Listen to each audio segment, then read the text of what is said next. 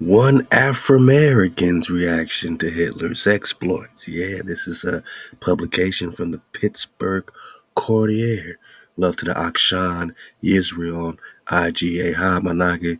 Hey, this guy, my nigga's popping off right now, man. So I figured, man, I at least read it with you with a dragon flit eye perspective. Now, this is from a Negro newspaper. George S. Schletteiler. Hey, man, you dig on it? It says, talk about Hitler breaking his word. Why? He's a mere novice at lying. The United States made 500 treaties with various Indian nations and violated every one. I recruited armies of Plugluglies, something like that, from the hills of Georgia, Tennessee, and Kentucky, and invaded Florida again and again. Before Spain finally agreed to sell the peninsula until it had destroyed the Negro Indian civilization. I need you to pause right there and understand, a drop like this, without too much, saying context to put on this and that. I mean, all you got to do is just, use some vibration with this one, man. Now it's, some of this is blurry. I can't tell if this is an I or an is, something like that. But somebody's recruiting armies from the hills of Georgia, Tennessee, and Kentucky, and invading Florida again and again. Okay. Now we done talked about some of that, migration of Ishmael and how they connected with the Kentuckians. And then, let's put it together. And invaded Florida again and again before Spain finally agreed to sell the peninsula until it had destroyed the Negro Indian civilization along the Suwannee, Withlacoochee, and Apalachicola rivers. And it looked like the Appalachian, man, right? So the Appalachian left to grow natural by law, which menaced the slave power. So they attacked again and again, invaded again and again, until they menaced the slave power, or the prisoner of war power, because you're talking the Negro Indian civilization.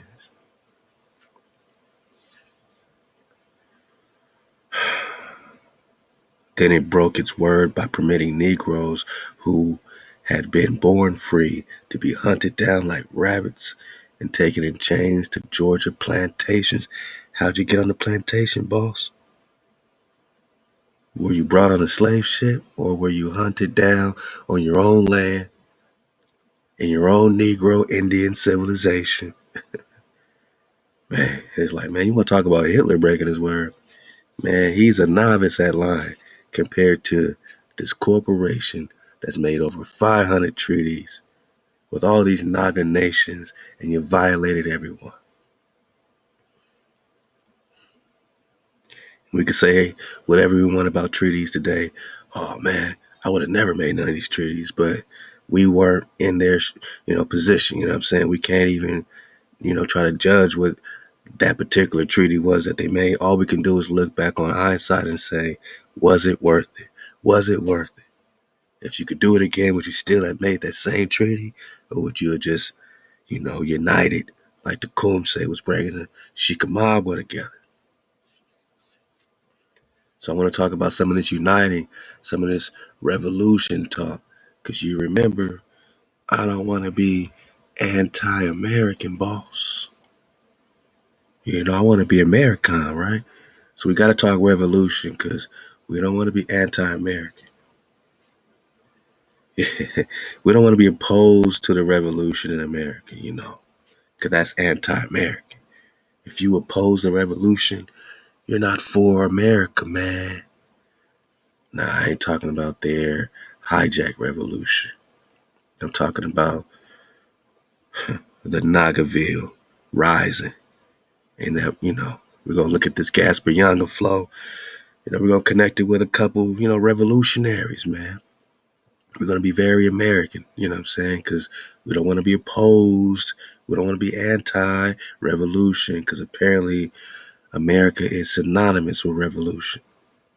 So they want to throw their recent takeover invasion, more war, as the revolution. Nah. And anytime we want to revolt, anytime we want to rise up, they label us all these titles. We get everything stripped, taken away. Our revolution is, you know, the number one fear of every government agency. Why? Because the government is supposed to have all the monopoly on revolution. Their army is supposed to own the revolution trademark. You're not supposed to be taking over this revolution. An invader got to keep invading, or else they're out of there, boss, right? So they got to keep their foot on your neck. Don't you understand? Don't you understand why Columbus came here, man? We're going to read some things and connect some stuff. We're having fun. This is a victory lap. Just talking revolution. This whole thing's about being an Afro-American, right?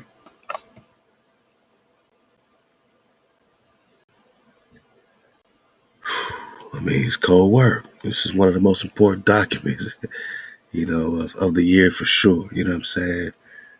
Because not only, does it tell you straight up, yeah, we know that they're all liars, but I can't compare, all this stuff you're trying to make us feel about Hitler, right? Because we've been talking about that.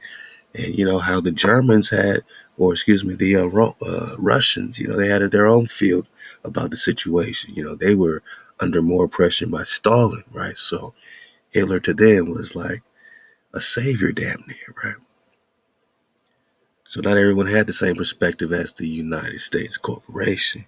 That's all about their revolution. You don't want to be anti-American.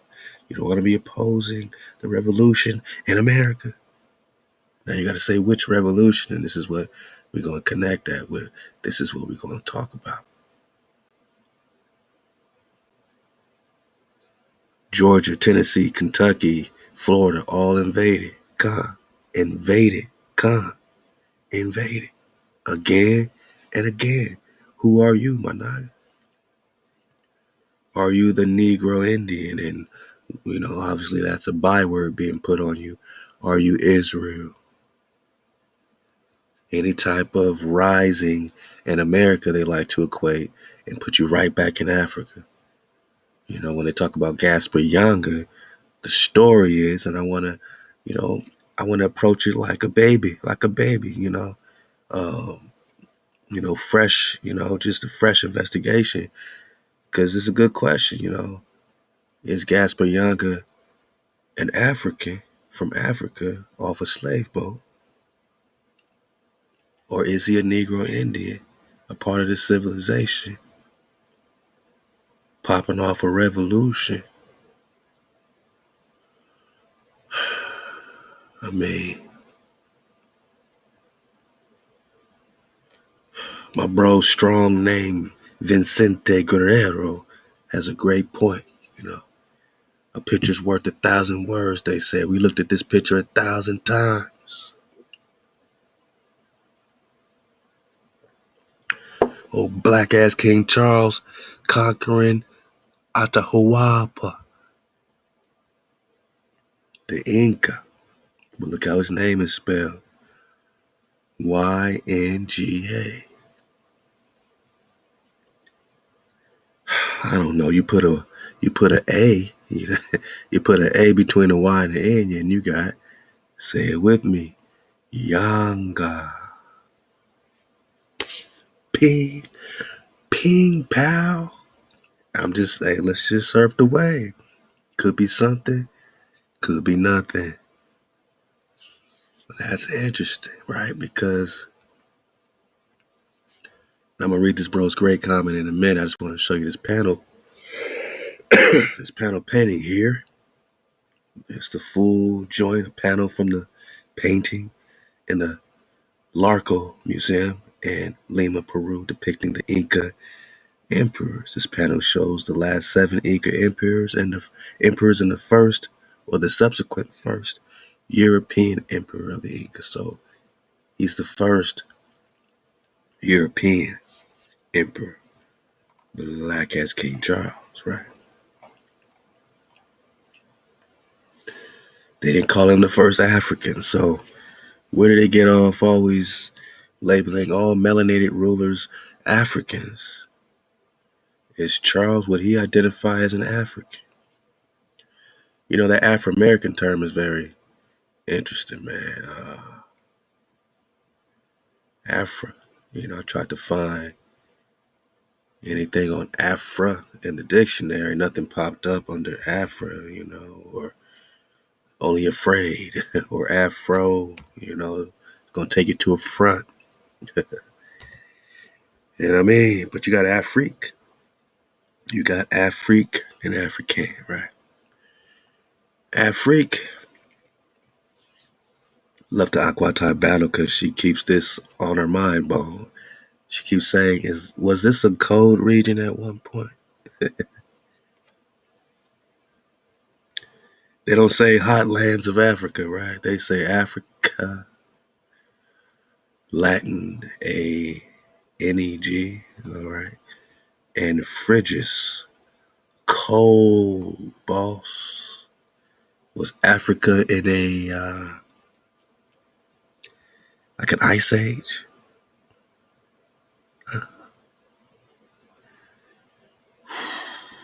Africa. Cold, right? I mean, that's just real cold. Africa. Afro. It's going to take you to Africa in etymology, etymon. Africa terra, Africa land, Libya, Carthaginian territory, province of Africa. Africa as a continent. Africus, Afir, in Africa. Got it. Derivation from a Phoenician cognate of Arabic afar. Okay. Dust, earth. Oh, that's tempting. Middle English word, Afrique. This got nothing to do with you, boss. This got nothing to do with you. Unless we're just talking about the dust. Being originals out the dust of the earth.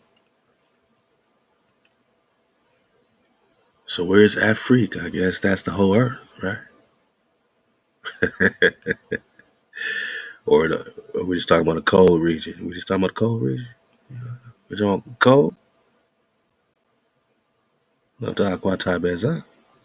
We're talking about dust. But when did it extend to the whole continent? The Latin word, because you just like Egypt, right? You're just talking Greek words, Latin words, yada yada. Or Ethiopia, it's another Greek word, burnt or fiery dragon. Let's go. Latin word originally was used in reference to the region around modern Tanzania or Tunisia. Whoa. Yeah. Modern Tunisia. So where's the old Tunisia? Are we talking Tunisia or Tennessee? I mean, come on, with some more. Come on, man. If the Moors say Morocco's over here, then where would be Tunisia? Or are we just talking Tunisia, Tennessee, Tennessee? But okay. All right. We're talking modern, not original, modern. That's what Africa was applied to, the modern Tunisia.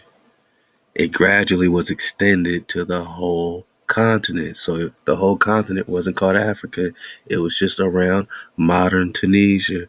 Where's old Tunisia, Tennessee?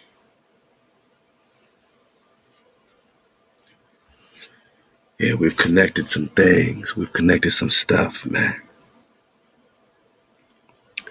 A lot of Louisiana drop, a lot of New Orleans drop, connected with these old lands.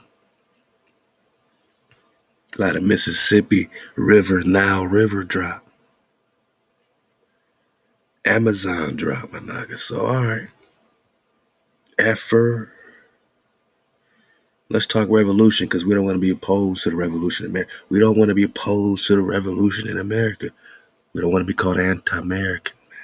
No. Let's go, man. Having fun, like I said. Like the bro said, strong name, Vicente Guerrero. Notice how the word Inca was spelled at the time. Ynga. If you go to San Lorenzo de los Negros, Veracruz, yeah, Mexico, aka Yanga, because they named the whole city that, there's a statue of its namesake, so-called Yanga Gasper. People have always concocted an African original or origin story for him. This is our investigation. So we're looking at their investigations. We say, oh, you keep saying he's from Africa. And then we're going to get another example right in our Facebook of a very similar situation when, again, they keep saying these people are from Africa. When they talk about Nat Turner, they're going to say he's an African too, right? Or is he indigenous? Harriet Tubman, she's an African, but she knows the underground system. Or is she an indigenous queen that's already familiar with the land? Yeah, we're talking about the roots when we talk Harriet Tubman, Amaretta Ross. Amietta Ross. That's Harriet Tubman's real name. Let's go. So-called Yanga Gasper. People have always concocted an African origin story to him, saying he was a prince taken from his village. So they're giving you half truth. They say he is a Khan. So keep the Khan in mind, because we're going to connect the Yanga to the Ganja to the Kanka to the Ganges River, which is a river that flows out of terrestrial paradise. It's one of the 4 paradise rivers, the Ganges, also known as the Kanka. Oh boy, you got to connect the Prester John investigation. We've been digging on high Amazon queens and the Kanka. And then there's the Karankahawa, which is out of Toll, Texas, back to Sylvanus Solomon, the builder. Connect the flow. We just having a victory lap. But on the statue, his name is not written as a given name, but rather as El Yanga or the Yanga.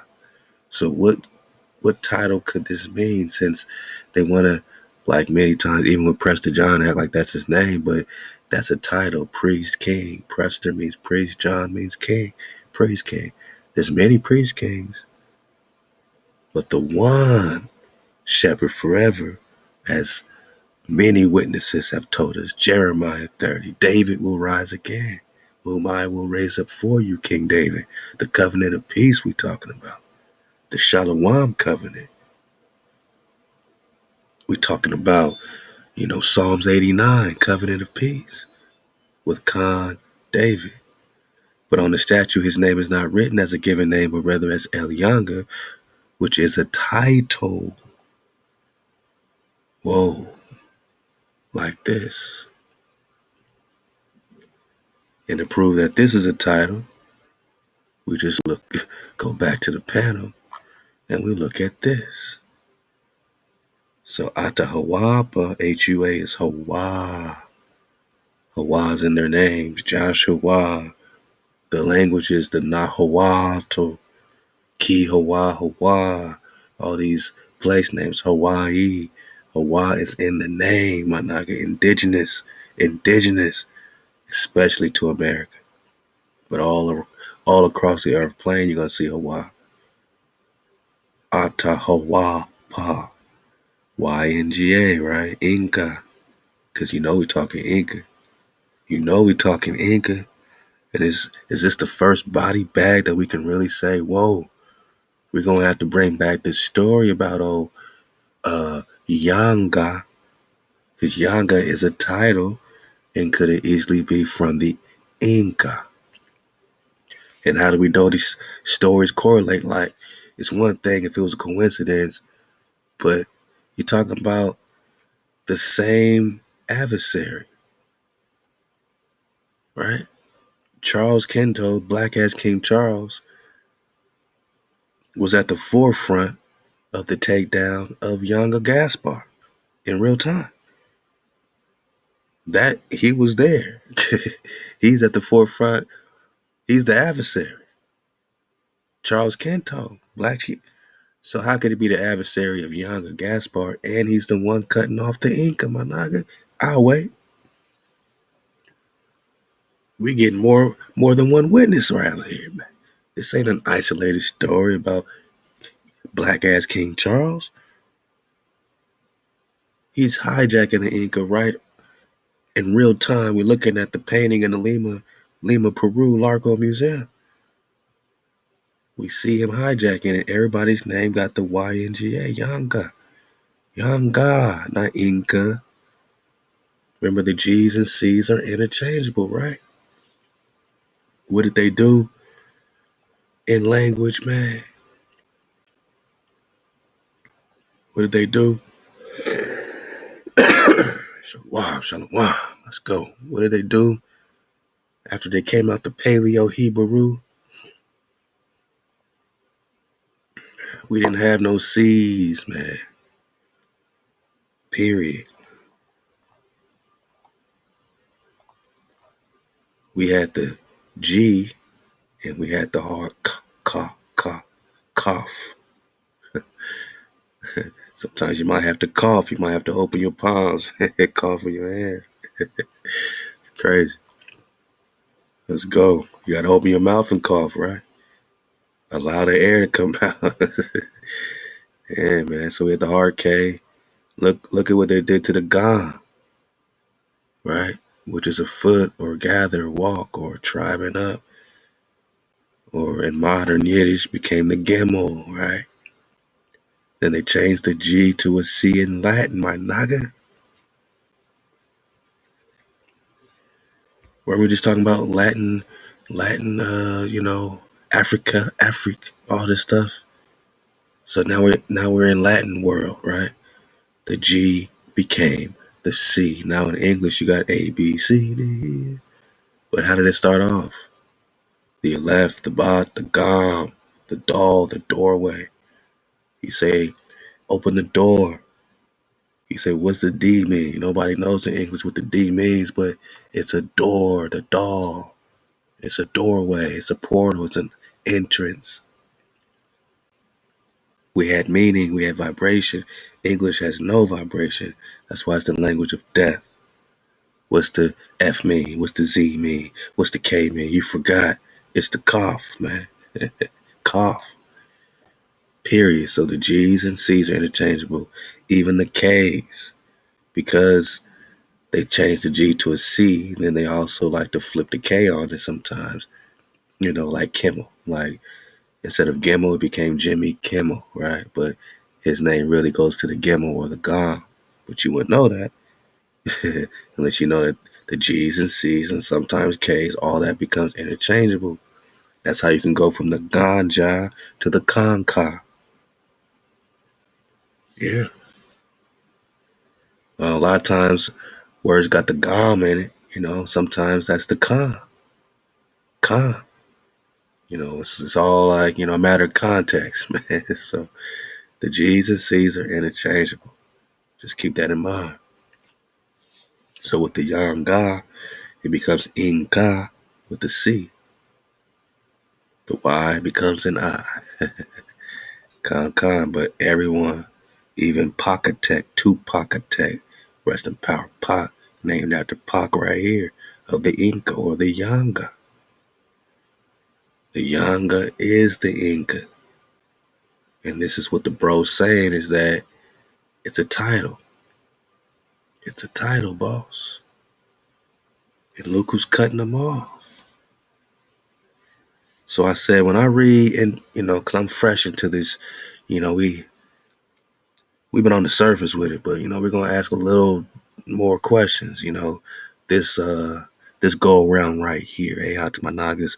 in the front and the back, in the middle of the class. Everybody's tuning in, checking up, dropping that drop, man. And you inspire me. I pray so well we can continue to, inspire you as well. Because this is amazing. Come on. The bro said El Yanga is on the statue. So drop the A, you get the Inca.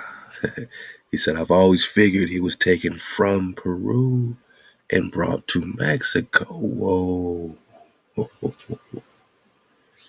Okay. Because I want to tie in the South America drop, especially the Brazilian flow. You know what I'm saying? Because you got, again, Yanga, which is also Inca, which also can connect to the ganja. And then you got a whole nother story about a ganja Zumba, right? The African man, here we go again. This is their label. Who created a kingdom in Brazil, or was he a native Brazilian? Did he connect to Peru himself? Did he connect to the Inca himself? We're talking ganja.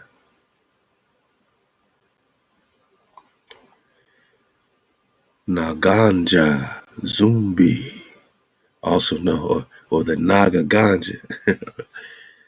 All right. Zumbi, also known as ganja Zumbi, is widely known as an African royal. So ganja or Yanga, Gasper is a royal prince.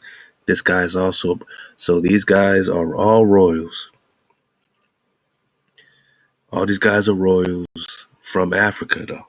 Right. Because they got to put them there. They can't say that they're royal indigenous, because then that gives a face to the indigenous people.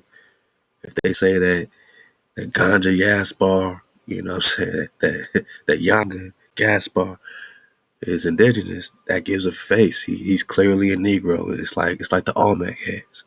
It's like the Olmec heads, but they can't wiggle out the Olmec, so they try not to talk about it. Now I know that we all one people to an extent, but we know we tribal, and we know this is tribal war. Let's stop playing. So we got to see clearly. Period, man. All right, so he was a royal who escaped slavery, created a kingdom of his own in Brazil. He was the first leader of the massive runaway slave settlement, Colombo. Colombo de Palmeiras during the late 17th century. Got a spot called Colombo. That's crazy. Stories believe Ganja was the son of Princess Aqualtune, the daughter of the unknown king in Congo. The princess led a battalion at the Battle of Mbwila, Mbwila, but ultimately the Portuguese won the battle. The Portuguese killed at least 5,000 men who captured the king, his family, court officials, title holders. So they killed at least 5,000, captured the royals, more than 400 other nobles who were put on ships and sold as slaves in the Americas, as Africans, right? So they would just call them Africans coming off the ship, but where'd they get them from? Where'd they really get them from? Now, this could have been in Peru, this could have been anywhere else, you know what I'm saying? But they want to act like, this is all coming out of Africa. Ganja Zumba was among the natives with his mother, sister, and mother. All right. They were sent to Santa Rita Plantation in northeast Brazil. That's the story, Managa. He later escaped to Palmares with his family. The village became known as Macambo, or a refuge of runaway slaves who were forcibly brought to Brazil. As the Macambo grew in size, they created separate settlements. At some point, the 10 separate settlements joined together to form Colombo de Palmares. Ganja was elected by the leaders as king over the alliance. He ruled over the large city, Cerro de Macacos, which ultimately became the governance palace. Macaco. Historians note that by the 1670s, the royal had a palace, 3 wives, armed guards, and devoted subjects at his royal compound called Makako. The compound consisted of 1,500 houses for his family, guards, and officials. All of them were considered royalty. 150 houses, my night. Now, in 1678, Ganja reportedly, so none of this is exact, it's just hearsay, but he reportedly accepted a peace treaty, okay, offered by the Portuguese governor at Pernambuco, which required that the Palmeirenos relocate.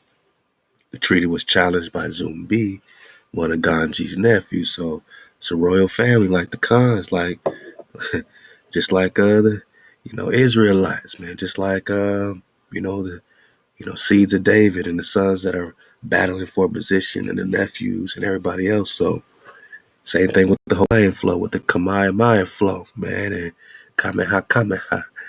We gotta get back in that, man, because it's the same type of thing. Treaties end up being made, and then everything went to shit, right? And this is what his nephews was probably popping off on. Like, don't make no treaties at all, man. Don't make no treaties. You know what I mean? But he accepted it, reportedly, you know what I'm saying? And history buffs say Ganja was poisoned for entering into the treaty with the Portuguese. So that's how real they were about their freedom. They said, nah, man, we got to go this way. It's like Harriet Tubman say, nah, man, y'all can't turn around and go back, man. You're going to get a bullet in the back. You better keep going. You know what I'm saying? So dangerous freedom. So this is a story that's, they're talking about with this Ganja and Zumbi. Ganja Zumbi. Many of his followers moved to Cacau Valley, Cacau, a place that was eventually taken back over by the Portuguese. All right. And then they were re-enslaved. And he had a movie about Ganja Zumba. Now the Portuguese, as we, keep referring to, it's the same, just pay attention to the time period, 1600s, right? Late 17th century, 1600s, right? This is a Portuguese monument over in South Africa where they were, at the port taking off to go look for Prester John. The Portuguese set up these ports looking for Prester John in the far Orient, aka India Superior. Look at the dates. 500 years searching for one man. Now we're getting mystical. Now we're getting mythological, right? Suspended animations popping off. Fountain of Youth is popping off. They're looking for that in Florida. We just got that great document breaking down these Negro Indians and how Florida was invaded again and again. That's what you mean, Hitler breaking his word. Y'all breaking your word. 500 treaties with the indigenous. This also includes a Yanga and Ganja. So we got a Yanga and we got a Ganja. All right, don't get confused. We got a Yanga and a Ganja. I just want to, throw some comparisons. I just think it's real interesting, man. And they like to write our story. They want to write our story, but paying attention to the dates. Late 17th century. This is when you're still searching for the Prester.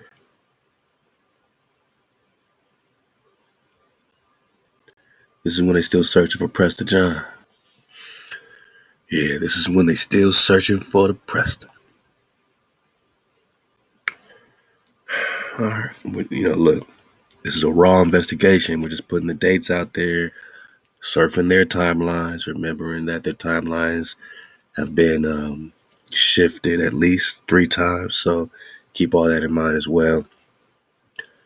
They like to take the same person and put them someplace else and slightly change their name and all this stuff. And all this can be one thing. There's a lot of similarities especially the time and the date, around this Yanga situation. We're gonna get back in that right quick.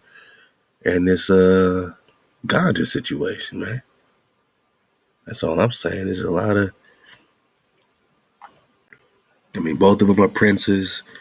They get a kingdom of their own. You know what I'm saying? Yanga pops his off in Mexico, Veracruz, all that. Ganja pops his off in Brazil. So you got Mexico and Brazil. Okay. And we know that the indigenous Brazilians are straight up Nagas, no matter how Africanized they want to make it. You know what I'm saying? This is the indigenous copper colored cons right here in Brazil, Peru. It's called Blacklands on some map. We know the indigenous Mexicans are deep copper colored cons. We know that. Don't even play. So are all these people off some slave ships from Africa? Are all these people from some migrations they can't prove? You know what I'm saying? Or are these the indigenous people here? And if you're from somewhere else, you shouldn't feel slighted that we are claiming our land. You should want all indigenous Nagas to claim all indigenous land all across the earth plane, man. We should be rooting for the indigenous Australians, indigenous tribes of Europe, Asia. You know what I'm saying? That's how you big each other up. Just like when the tribe was getting their land from Joshua, Joshua was dividing the land. You know what I'm saying? Judah was like, yo, Simeon, hey, come with me, help me clear out these hijacks, and I'm going to do the same for you. They had to work together. They had to hold down their land. You know what I'm saying? Don't be like, oh, you watered down, brainwashed niggas that are anti-African. Y'all just don't want to be African. No, we're saying that African to them wasn't the whole continent. It extended gradually to the whole continent. We're talking modern Tunisia, not original Tennessee.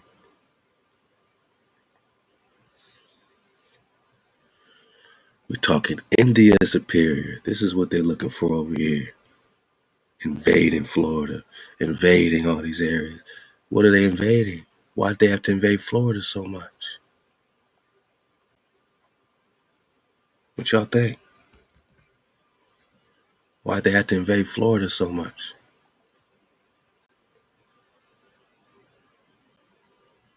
Armies of plugaliers, we'll look that up right quick, from the hills of Georgia, Tennessee, or Tunisia. Shout out to Natural by Law. He dropped in that Georgia drop. You know what I'm saying? About all the pyramids and off, you know what I'm saying? What is it? You know what I mean? When they block something off, I forgot what they call it, man. But they don't permit Nagas to go around there, man. I mean, they're hiding a lot of land, is what we're saying. They're making it untouchable.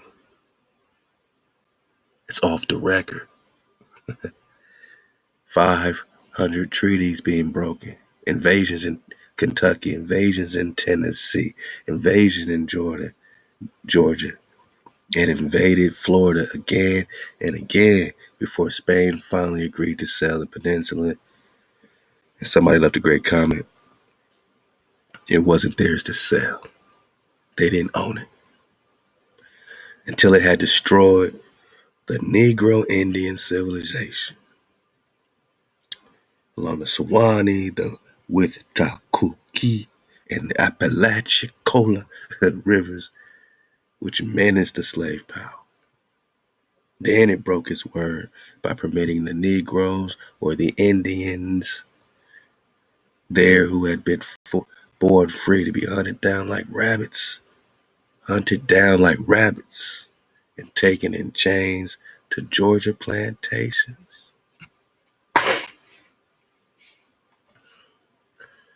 They invaded Florida again and again, dog.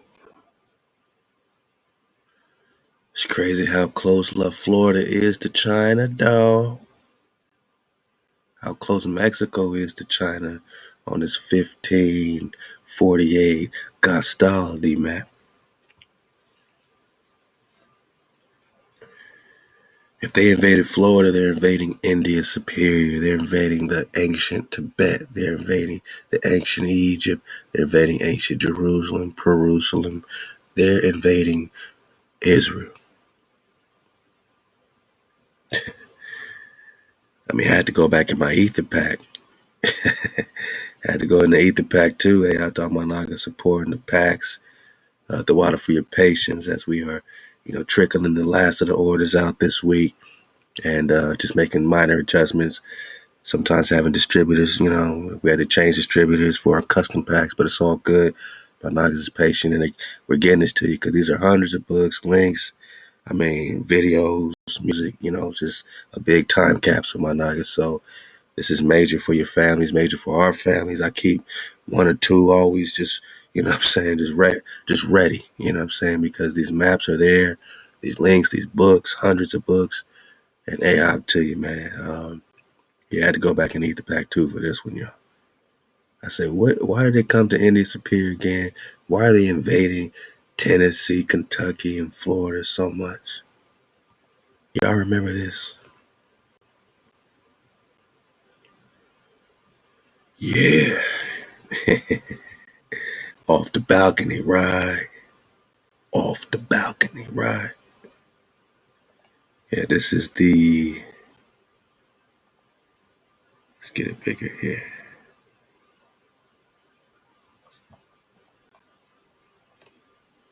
Yeah, yay.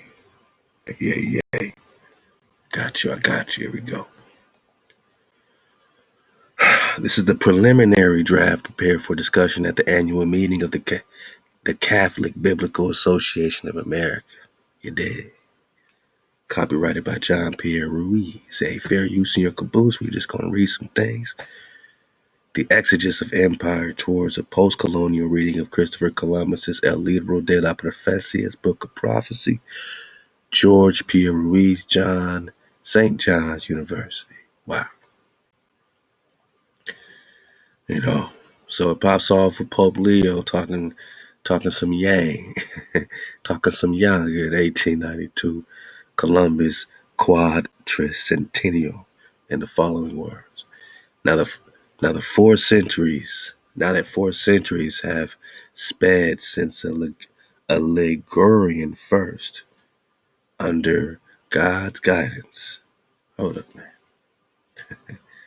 I just, sometimes I need definitions, man.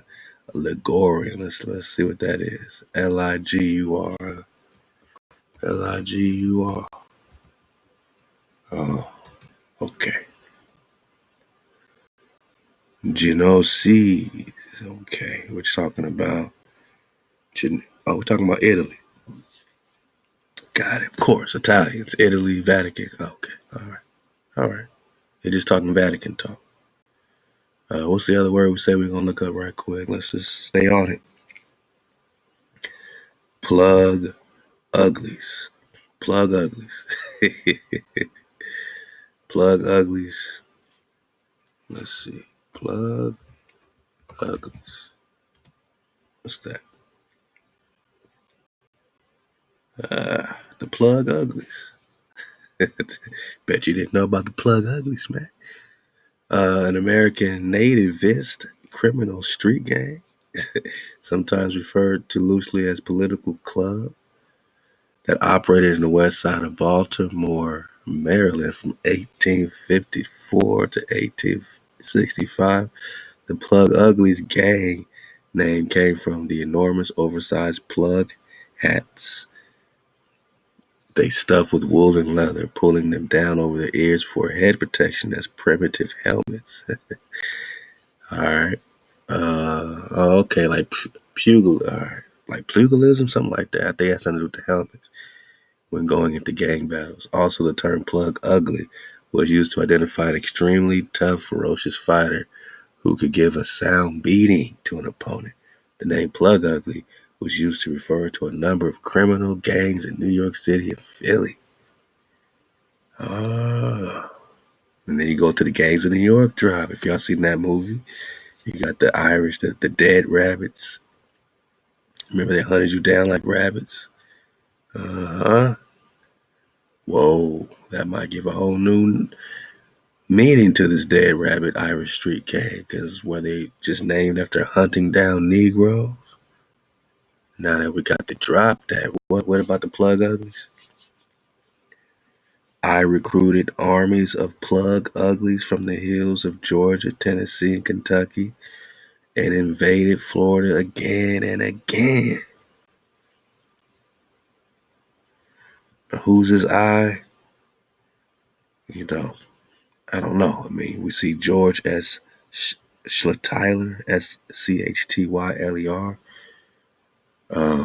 Is that who they talking about? I don't get the full context, but we got plug uglies connected with this recruiting to destroy Negro Indians.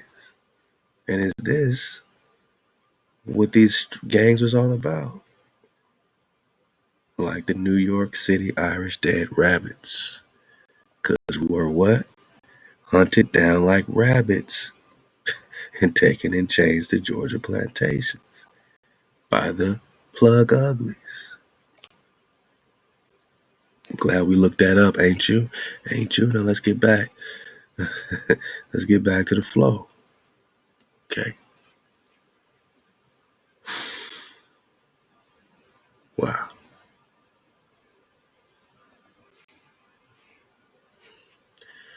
So they had to get all their criminals on boats. That's who really came over here. They just put their criminals on the boats, promised them some land and gold, and they became these plug uglies. All right. And these are being recruited to invade what? Florida, where the fountain of youth is, because remember, they're still searching for the Prester. And you can't even put in Prester John without it connecting you directly to the fountain of youth. Let's try Prester John.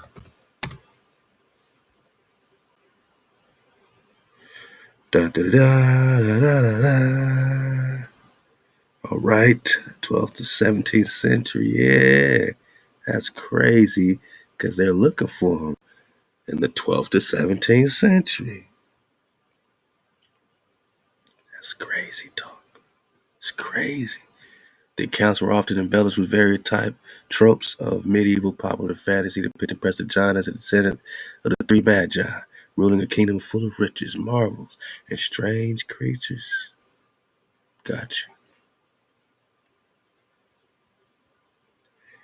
Then we got the St. Thomas, man. Love to Dizzle Fitty connected that with the Tau, place of wonders.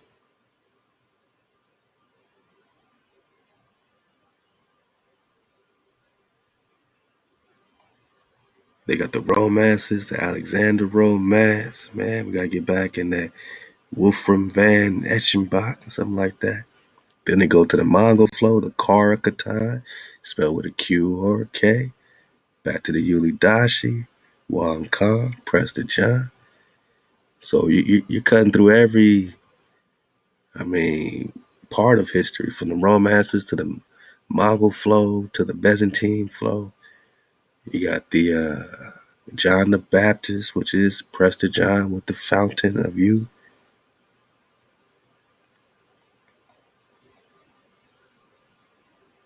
Oh, that's what it was.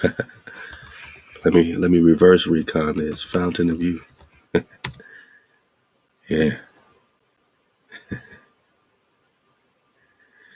So the first line when you look up Fountain of Youth, the mythical spring, alleges they love to yourself to real with that primary mem sauce, that water drop, because that spring is still existing, right? We're just talking about that primary water.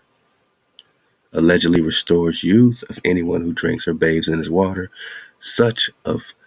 Tales of such a fountain have been recounted around the world for thousands of years, appearing in the writings of Herodotus, 5th century BC, and the Alexander romance, back to the romances, right? Parsifal, all that, and in the stories of Prester John, right? So they're looking in Florida. 16th century Spanish explorer. And it's a Spanish. We're going to talk about a Spanish king because Charles is also the king of Spain. Black ass King Charles.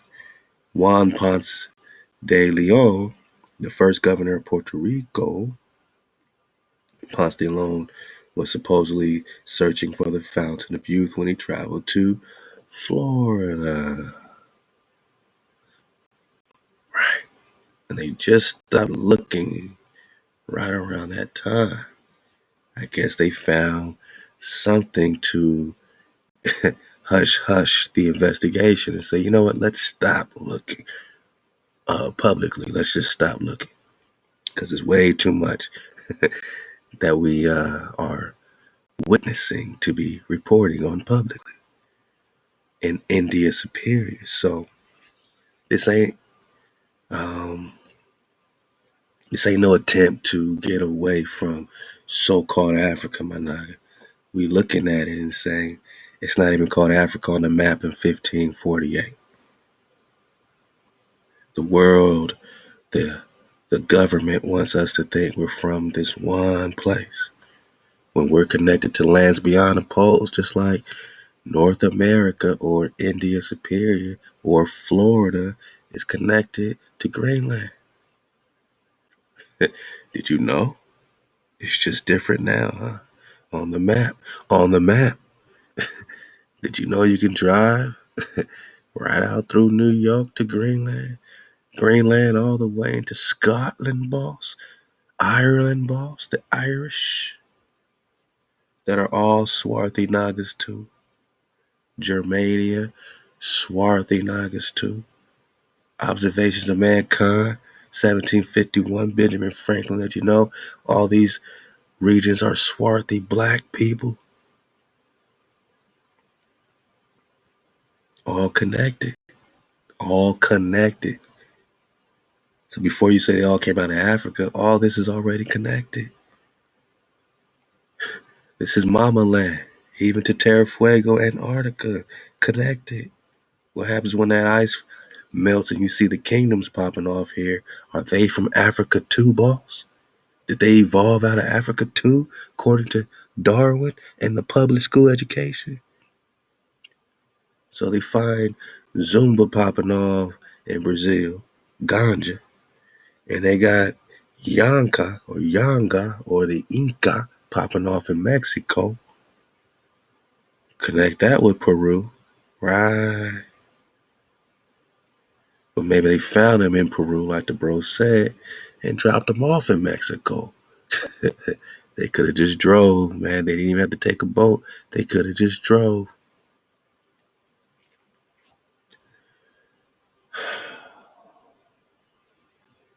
Does North America exist?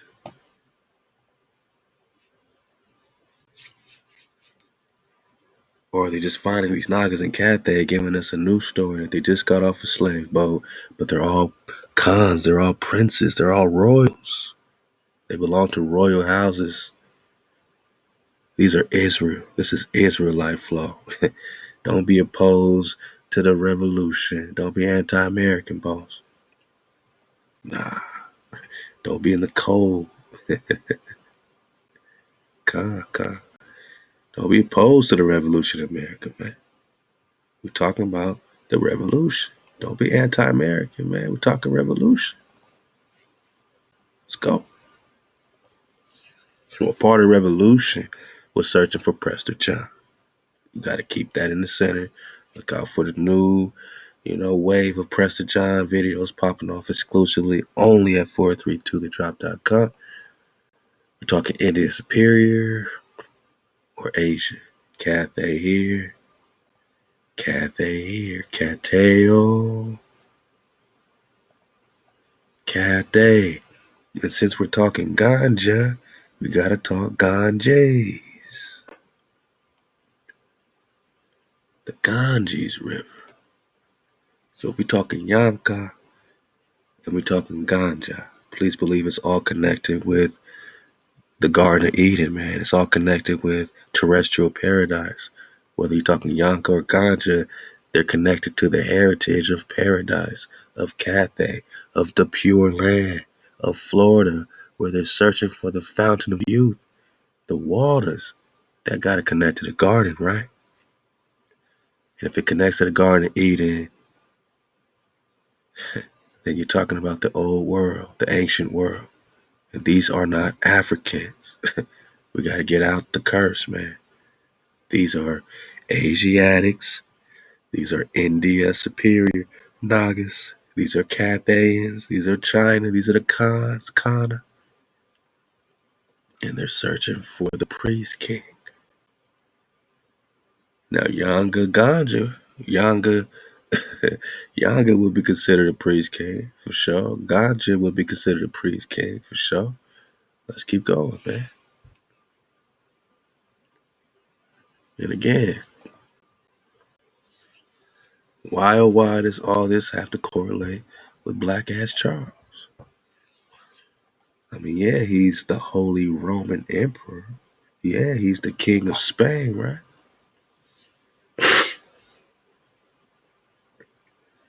House of Bourbon, Charles V, Charles Quarto, or his son Quarto is the fourth. Okay. As the 25th Inca Emperor, Charles IV reigned as King of Spain.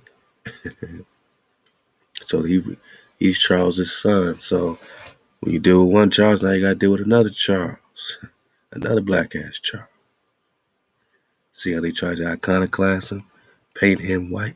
When you see he's a dark copper colored car, right?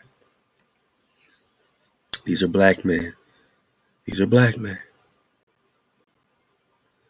What's it got to do with Peru? Why are they hijacking Peru and the Inca?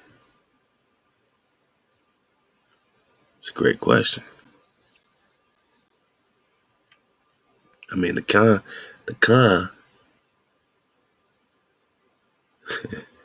hey, Zion Marley says, let's bring out that Nebuchadnezzar Charles V connection, man.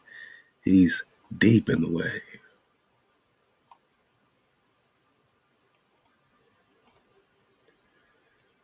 What's this correlation with Peru?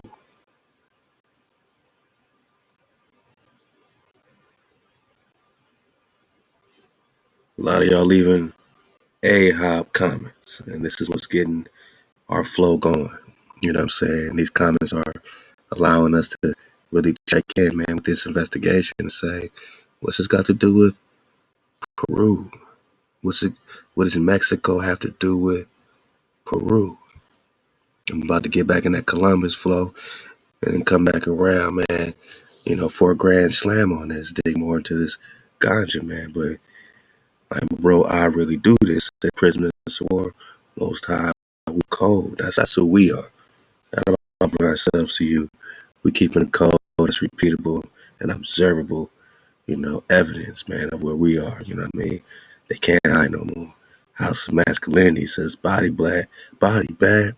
They tried to finish a lot of us off in Tulsa after the Seminole War and Trail of Tears.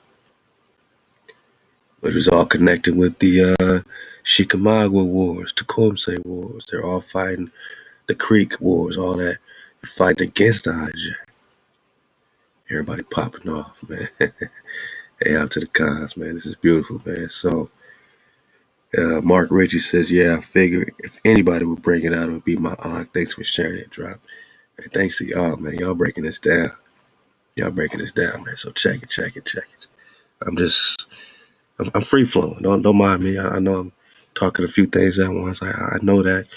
Right now I'm just showing, King of Spain, man. King of Spain. All right. So keep all that in mind. These are the kings of Spain that are now hijacking the Inca line. See how they painted their faces white? That's called iconoclast. These are all Negroes, or else they wouldn't be doing that. Just like these Nagas they rolling up on that are all Yangas. Yanga. Okay. The entire King's list is available at realhistorywww.com. And all these are Nagas. This is how you see it's a Naga war. And why is Charles in the forefront of it? That's what really popped it off to me. It says Charles is hijacking the Inca on the painting and in history and period. And Charles is hijacking Yanga too? Okay. Now Charles is popping off, 1500s, which is around the same time as Columbus, 1492, right? So Columbus had to get permission from Charles to do anything. We're going to watch a quick doc on Yanga and just, get some babies out. But yeah, they're going to mention Charles. They're going to mention Charles by name and think of this image that this is a black man invading you. But that's not too crazy now, is it? That's not too crazy.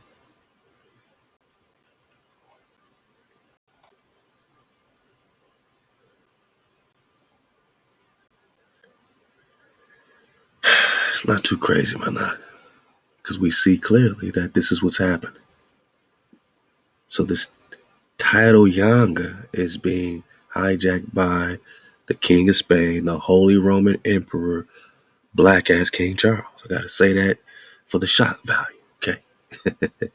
All this is happening. This is 1500s all the way to the 1600s, 16th century, 17th century, when they're still looking for another so-called black man. King David, Priest King, Prester John, who was already being hijacked by Genghis Khan. Some say his nephew, godson, we done talked about it. So, where's Asia, man?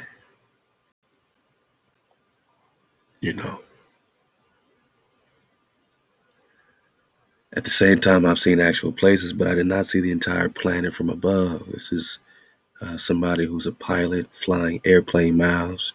He drove thousands of miles. Has not seen anything to confirm the below hypothesis. At the same time, I have seen actual place names, but I did not see the entire planet from above. Nothing in my experience or educational background supports this hypothesis. We have GPS guiding our travels. We have Google Earth capable of showing us even the most distant areas with great detail. Yet, there are a few intricate historical details which prompted me to share some of the observations I made looking through various maps and documents. Maps in particular do raise a few questions. For certain things do raise questions. Primarily, why would questionable things of this nature exist in the first place? Yeah. I started by mentioning a person named Hubert Howe Bancroft, according to Wikipedia, was an American historian and ethnologist who wrote, published, and collected works concerning the western United States, Texas, California, Alaska, Mexico, Central America, and British America. All right. On page 41, I found the following map. This is out the document History of the Northwest Coast, 1543 to 1800. And he got this Orientis Fines or Phineas, in 1531, adhered to the original idea that the new regions, North America, were a part of Asia. Basically, what we see in the map below is the continent of South America hooked up directly to Asia. And my noggin is not the only one, right? You got the Carta Marina Nevova Tavola. South America hooked up directly to Asia or China. In the same place here where it says La China, boss. We ain't crazy for saying where's China. We see it right here connected to South America. Come on, man. Are they from Africa too? We got the 1620 a la carte de navigare por Caqui Tommaso. South America connected directly to Asia, India Superior, Cathay, Cateo, Mangi, Cateo, Mangi. Repeatable and observable recon. Different maps. This is the Gastaldi 1558 with Cateo, Mangi connected with Florida, man.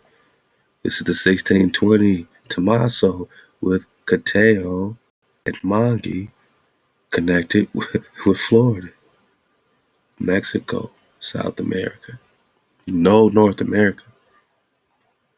One more, the Roselle 1508. So this is even sooner. South America connected directly to India Superior. Okay. So you can get a lot from these maps looking at these names. I haven't really even studied this greatly, man, but where's North America, boss? Where's North America, boss? I see Florida. I see India Superior. Where's North America, though? So, yeah. When we talk ganja or Yanga, we're not talking about, some new world, man. We're talking about old Cathay, and they're connected to the old heritage. Again, we're talking Jerusalem, which is why I went back in the Ether Pack 2 and Ether Pack 1 got this drop.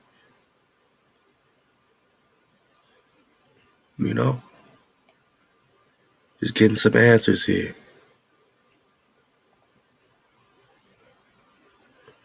Now that 4 centuries have sped since the Ligurian first, under God's guidance, touched shores unknown.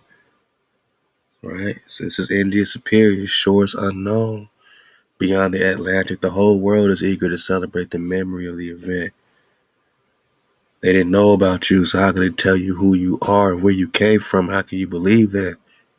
They didn't know about you. You were unknown. Now the whole world wanted to celebrate your invasion and glorify its author, nor could a worthier reason be found where through the zeal should be kindled. Through zeal should be kindled by finding these Nagas in India Superior. For the exploit is in itself the highest and grandest which any age has ever seen accomplished by man. This is why they worship Columbus, Christ of Ophir, Christopher, Christ of Ophir. Ophir is a city of gold. Christ of Ophir is like the anointed of the gold. Wow, because that's what they came for, right? For the exploit is in itself the highest and grandest which any age has ever seen accomplished by man, and he who achieved it for the greatness of his mind and heart can be compared to but few in the history of humanity. By his toil, another world emerged. Another world, my naga. Another world, my naga.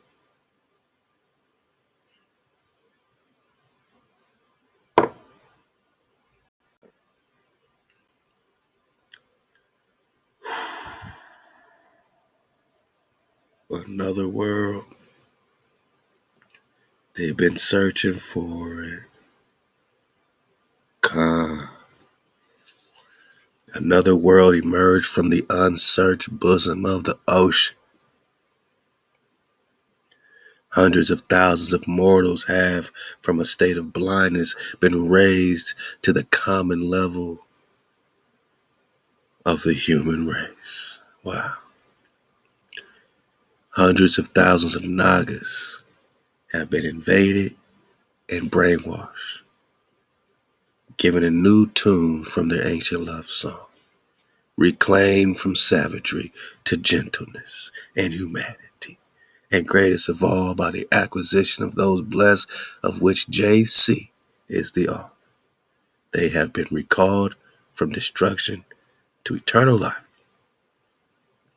This is how they're talking about the Indian, right?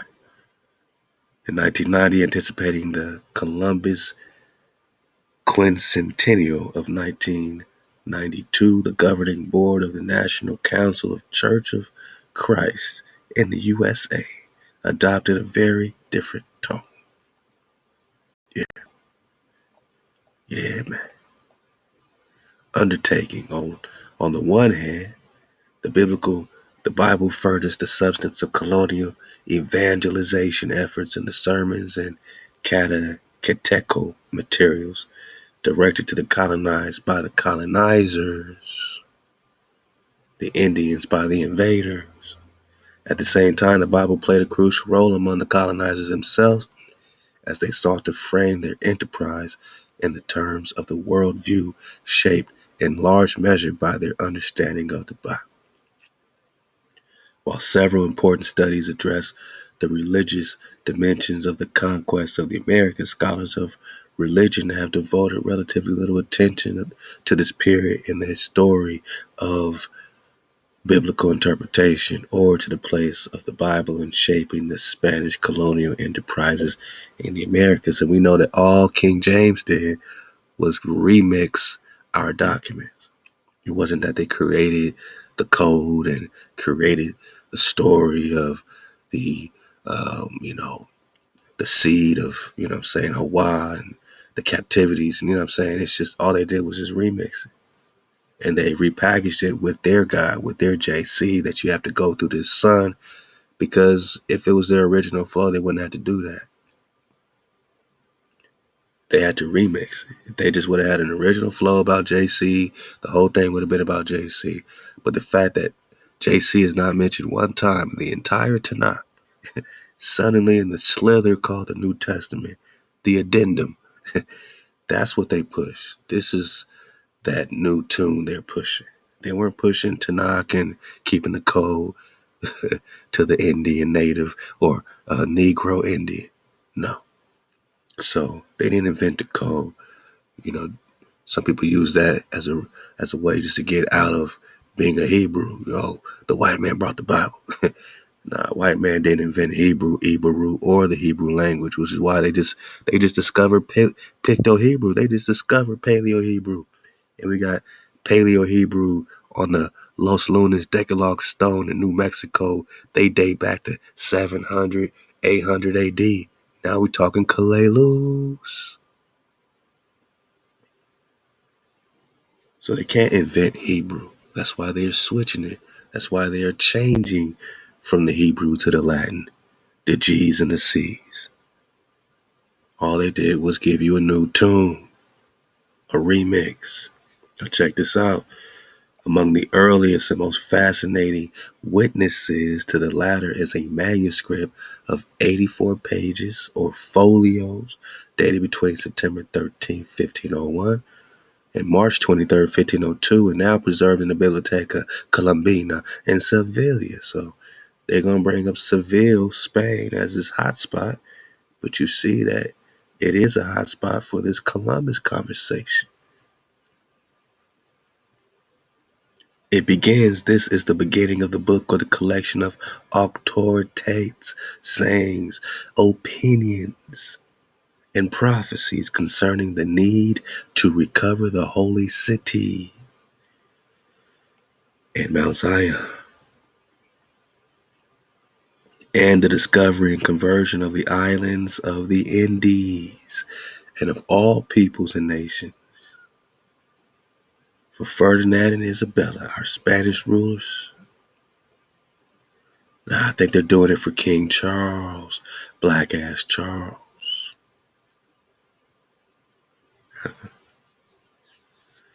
Yeah. This manuscript, commonly known as El Libro de las Profecías, the Book of Prophecies, was compiled by Christopher Columbus himself. So this is compiled by Christopher Columbus himself. And he's saying, man, I'm coming to America to recover the holy city and Mount Zion. And you still confused of why they came here and who they found here? The people of the holy city. Duh. Mount Zion people. Duh. Jerusalem. Duh. Duh, duh, duh. All does, man. Because this is so obvious. So we got it years ago, but this is so obvious. Columbus had a need to recover the holy city of Mount Zion. He didn't launch off over there to do that. He came here to do that because they already are searching. The Prester was already being searched for well before Columbus. They couldn't find him in Africa. They couldn't find him in Ethiopia. They couldn't find him nowhere, man. And in Europe, they had to come over here. By the time we're talking 17th century, now we're talking Jasper and them. Now we're talking Ganja and them, man. And what would be their need to duplicate this Ganja and Yanga situation? Unless you're talking about one Khan, that was the Khan of the three Indias, who was ruling in Brazil and ruling in Mexico, all throughout India Superior, all throughout Asia.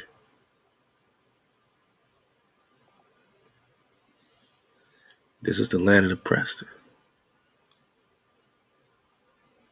the fountain of youth, right? Yeah, the fountain of youth connects to the stories of the Prester. They searching for them, right? This ain't no play.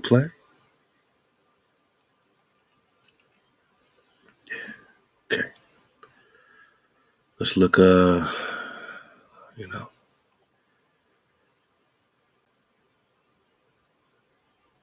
Oh yeah, that's what I'm gonna do. Cause I'm gonna get this doc. This is a pretty good doc. Africans in the Spanish colonies. I'm gonna dig on that in a second. I also want to look at this site here, liberatingnatives.com. Yeah, they're gonna talk a little bit some of this Yanga as well. Okay, so we're gonna dig more into this Yanga, but it's already a body bag for the illusion. You know what I'm saying? Yanga is Inca, man. And if he's called El Yanga, then we're talking about the Inca. But they made an Africanized story around him. I mean, this is what the investigation is taking us to ask these peculiar questions. They want to say he's in Africa, and we say, Naga, we in Africa, man. Ping, pow. Yeah, I met some. Yeah, it's a secret. Hush, hush. It's a big secret. We're talking Central America, right? South America, Yanga, Ganja. We're talking all that, right? Mexico. This is Africa, boss. So they give you half truths. They're saying an African, yeah, according to them, because Africa is just dust and earth.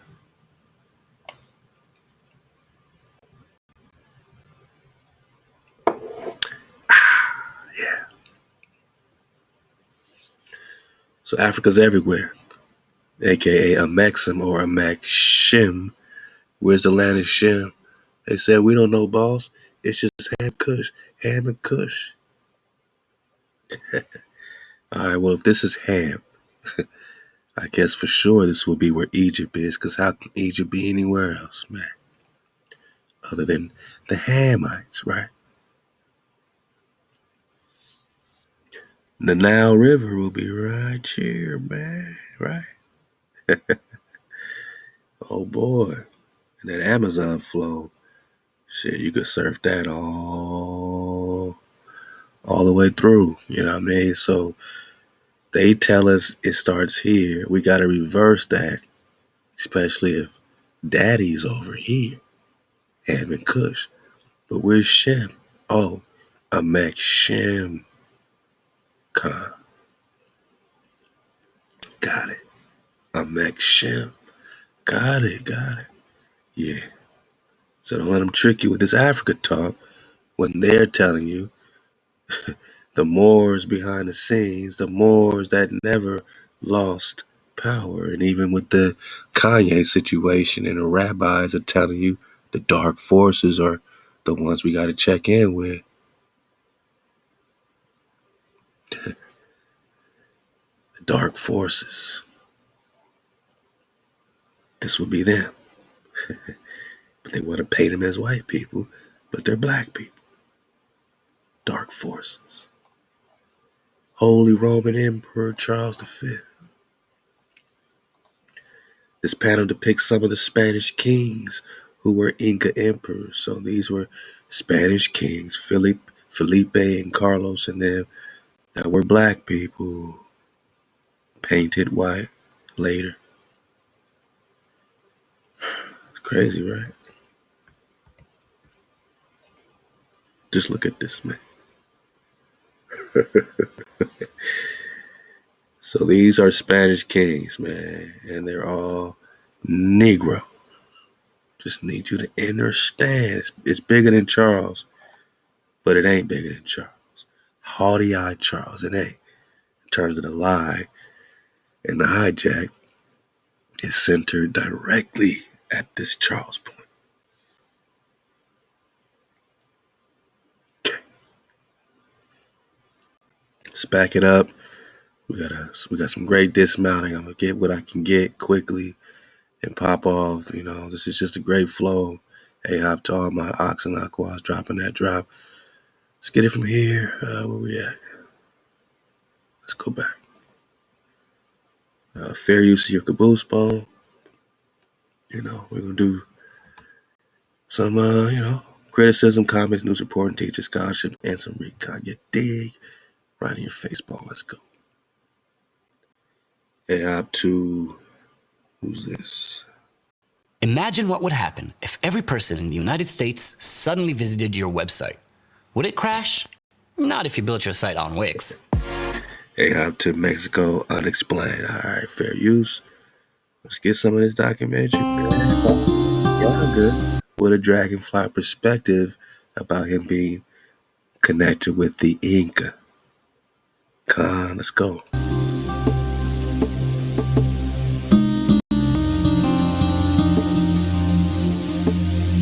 Okay.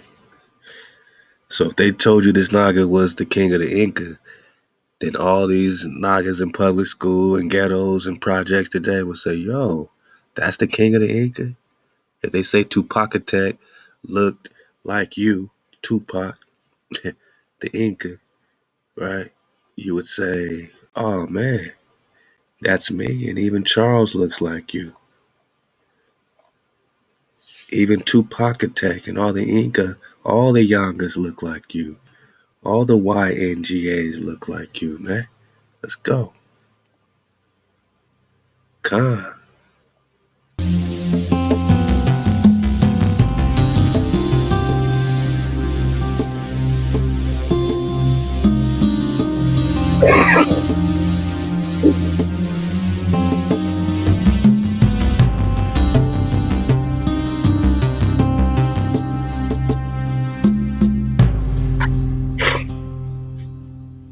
Veracruz. Welcome to Mexico Unexplained, where we will explore the magic, the mysteries, and the miracles of Mexico. This series presents information based partly on theory and conjecture. The podcaster's purpose is to suggest some possible explanation, but not necessarily the only ones to the subjects we will examine. Here is Primer Pueblo Libre de America. So this powerful Naga was a liberator, an American liberator. They can't say he's you because that's going to make you want to rise up. Now, who's being anti-American now? Who's opposing the revolution now? If you're opposing Tecumseh and, bringing the Tecumseh flow, 1800s, dragging canoe, 1700s. Yanga's popping off, 1600s? When did the Nagas stop fighting back? It wasn't no African war that happened, man. They just took a bunch of people from Africa without no war. Some peaceful people hopped on boats. They don't want to address the issue. The people that came from Africa were still, a lot of them, our people that were being kicked out by other tribes. They were being booted out by other tribes. Tribal war over there, tribal war over here. This was tribal war all across the plain. They can't tell you who you are. How can they tell you who you're not? They just said these were unknown lands. And that Columbus drop, holy cities. He came for the holy city, man. Now they're going to say, oh, he worked with the Indians. Or was he the Inca, Yanga? Here is your host, Robert Bitto. Welcome, and muy bienvenidos to episode number 159 of Mexico. Please somebody translate this for Ynga in the comments. My night Ahab to you. Unexplained, where we examine the magic, the mysteries, and the miracles of Mexico. I'm your host, Robert Bitto. Sometime in the early 1560s, a galleon left the west coast of Africa, near the modern nation of Gabon, carrying a precious cargo of slaves bound for the New World. The final destination of this ship would be the colony of New Spain, and the cargo on board would be sold at the slave markets at Veracruz on the Gulf Coast. For a few decades after the Spanish conquest of the Aztec Empire, native labor was used to work the mines and the plantations of the territories that would later become the country of Mexico. The Spanish king, Charles V, allowed African slaves to be imported into the New World as the native labor force diminished due to overwork and disease. Initially, African slaves were brought to Mexico from the Spanish colonies of the West Indies, but by the middle of the 1500s, ships sailed directly from Africa to New Spain. On that galleon previously mentioned, which left the area of Gabon in the early 1560s, Remember, they started this with they're going to give a lot of conjecture, and that's pretty much what they're doing. There's no receipts. It's just this is their typical slave story. They always start with slavery, yet they say he's a prince. Yet he's royalty, right? But the only image of him is a slave. But where's his royal garments if he's royalty? What image can we get from these oppressors other than these naked people, right? Where are their garments?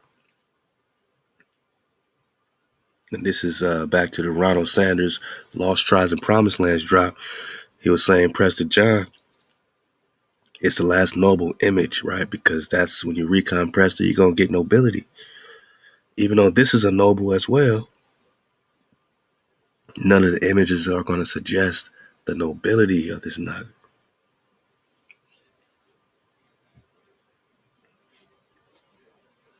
Now they repainted everything as just slavery. And they tell you it's all from Africa. But his name is the Inca. Let's go. was a young man named Yanga or Nyanga. According to popular history, this slave named Yanga hailed from the nobility of the West African Yanga tribe and was a prince. Yanga's inner nobility struggled to break free as he toiled on the sugar plantation called Nuestra Señora de la Concepción in tropical. They say he's from West Africa. Remember, you're in Northwest Africa. I'm just saying I got to do this, because it's, people's attention spans be short sometimes. You're in Northwest Africa. They said West Africa, Southwest Africa, or Northwest Africa. West Africa. So West Africa is North and South America. This is the big secret. Truth is the Moors were and are the original aboriginal and indigenous inhabitants of North, Central, South Mexico. All that, right? All that. This ancient Moorish empire extended at one time from Africa and Europe to the Americas, anciently referred to as a Mex or Shem. And the fight is for Shem. And they're finding Shem, saying they're Ham.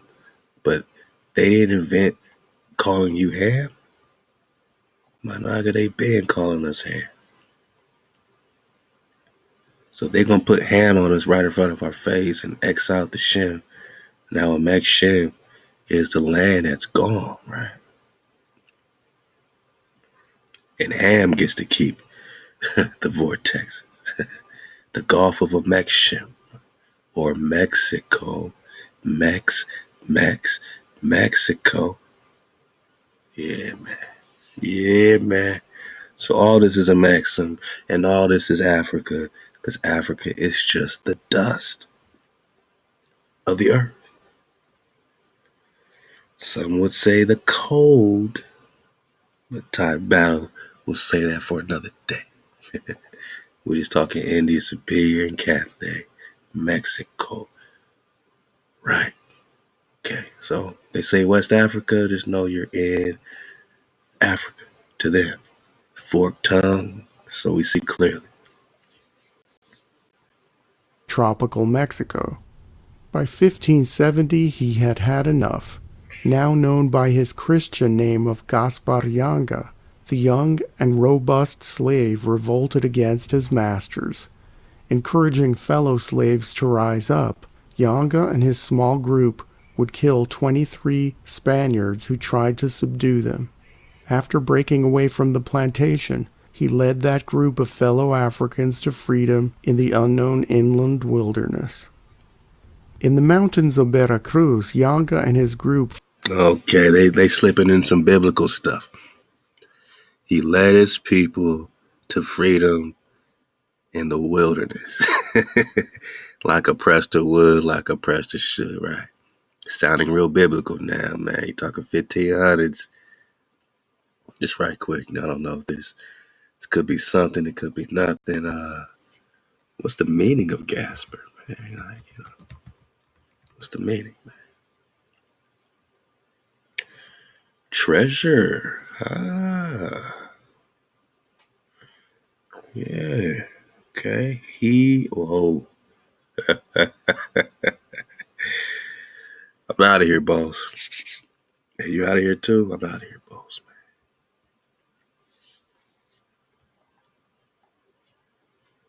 He who guards the treasure.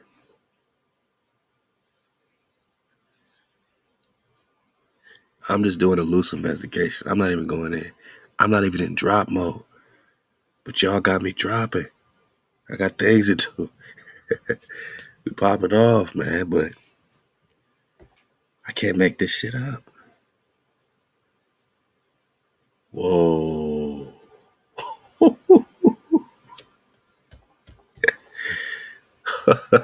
I'm out of here, man. So the G's and C's are interchangeable. So not only do they turn, the Ynga to the Inca, Inca to the Yanga, you can also see another proof because they turn Gasper to Casper. Like Casper the Friendly. Y'all got it. I'm out of here. Did they create a whole animated ghost series about this Naga that they killed? Gasper became Casper?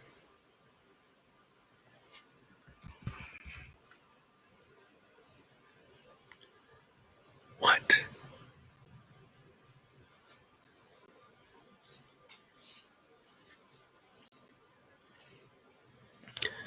The gall of these people, man. The stones of these evil people, man. They done turned Gasper to Casper. Just popping off. Because of the G's and the C's, remember? Starts with the gum. They turn it into C. Here's the trickery in the English and the Latin. We don't need the C. We got the K. K. Ak. Aqua. Ak. No C's. No C's. I mean, how far back do you want to go? You want to stop right here? You stop right here. But now I got G's to C's, man. Gasper to Casper. The friendly ass ghost. Can't make this up. He who guards the treasure. He who guards the treasure of the what? Gasper, Yanga, Inca, Yanga, Inca, right? G's and C's. He who guards the Inca treasure.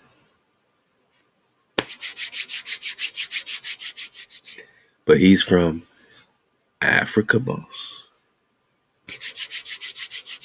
Birdman hand rub, do it with me, my nugget.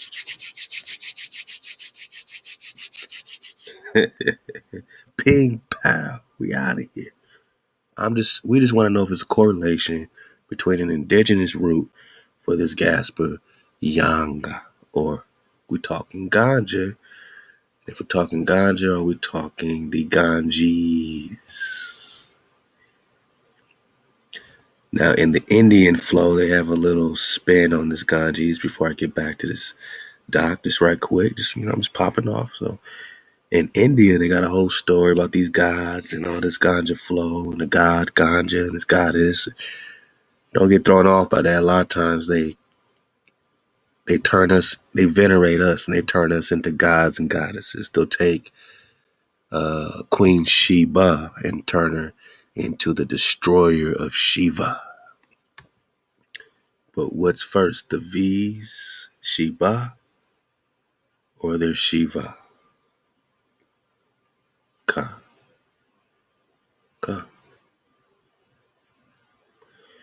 They like to turn things just like the Wa turned to Vavs, right?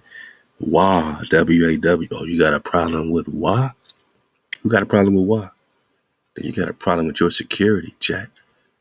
You got a problem with the ha? The breath? Wa, security. A Wa. Fifth and sixth letter of Paleo Hebrew. You got an issue with Hawa?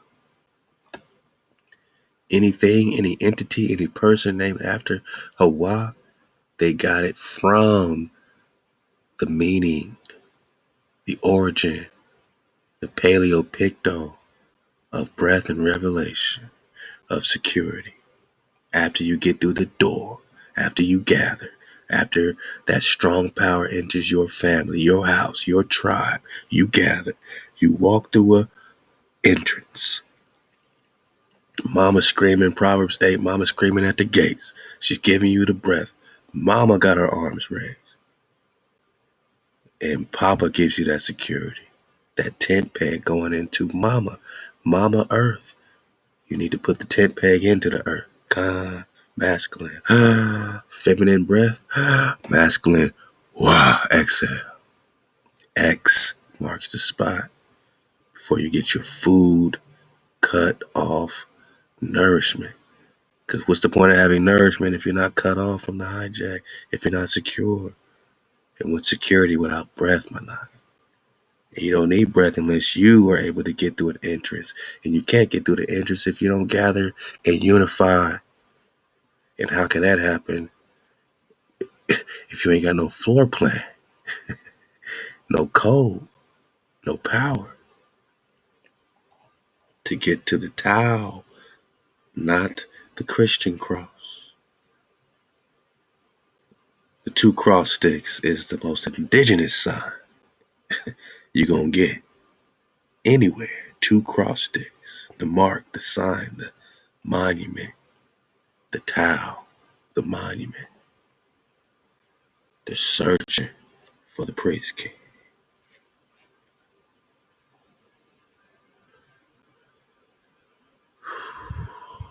Hey, hop to the cons. I mean, this investigation is indeed a victory lap.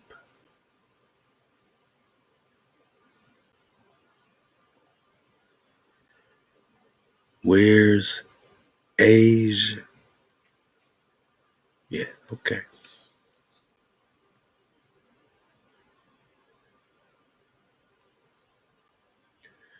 Like I said, India superior. Keep that in mind as they talk India, because even in, when I talk ganja, you got stuff like this. This is from wisdomlib.org. Ganja Dahori, right? Okay. Depiction of the descent of ganja. Right. Now we also got Ganja Zumba popping off, right? We just read that before. Let's read about it. Generally, Shiva, or we're talking Queen Sheba, is described as having a matlock which is described as having the ganja. Now that matlock is also in the Picto-Paleo would be the Zan Matak. All right, that's your food. That's your nourishment. So who got the food? Ganja. Shiva. Let's go. He is therefore called the Ganja Hara Morte. The description of the blue neck of Shiva has suggested to some, get this bigger. The description of the blue neck of Shiva has suggested to some that the form of Shiva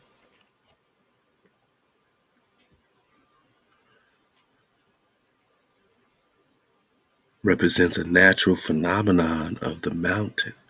The Satar Rudriya speaks of Garisa laying on the mountain because of the thunderbolts springing from the mountain of cloud and creeping along his blue neck and red complexion.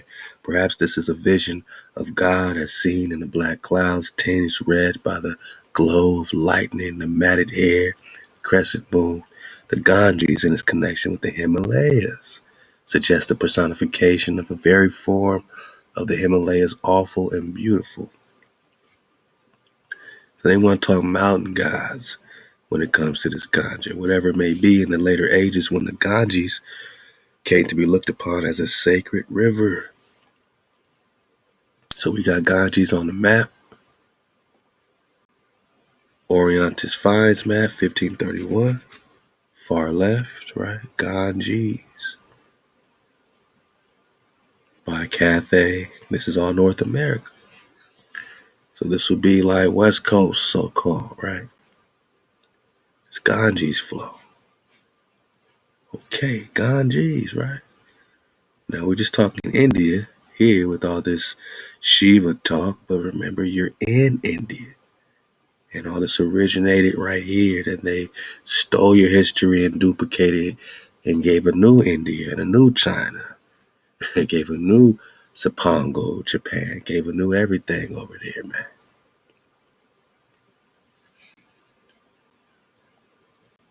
Right. Let's just get to it. Now they're going to turn the ganja to the Kanka or the Kankai.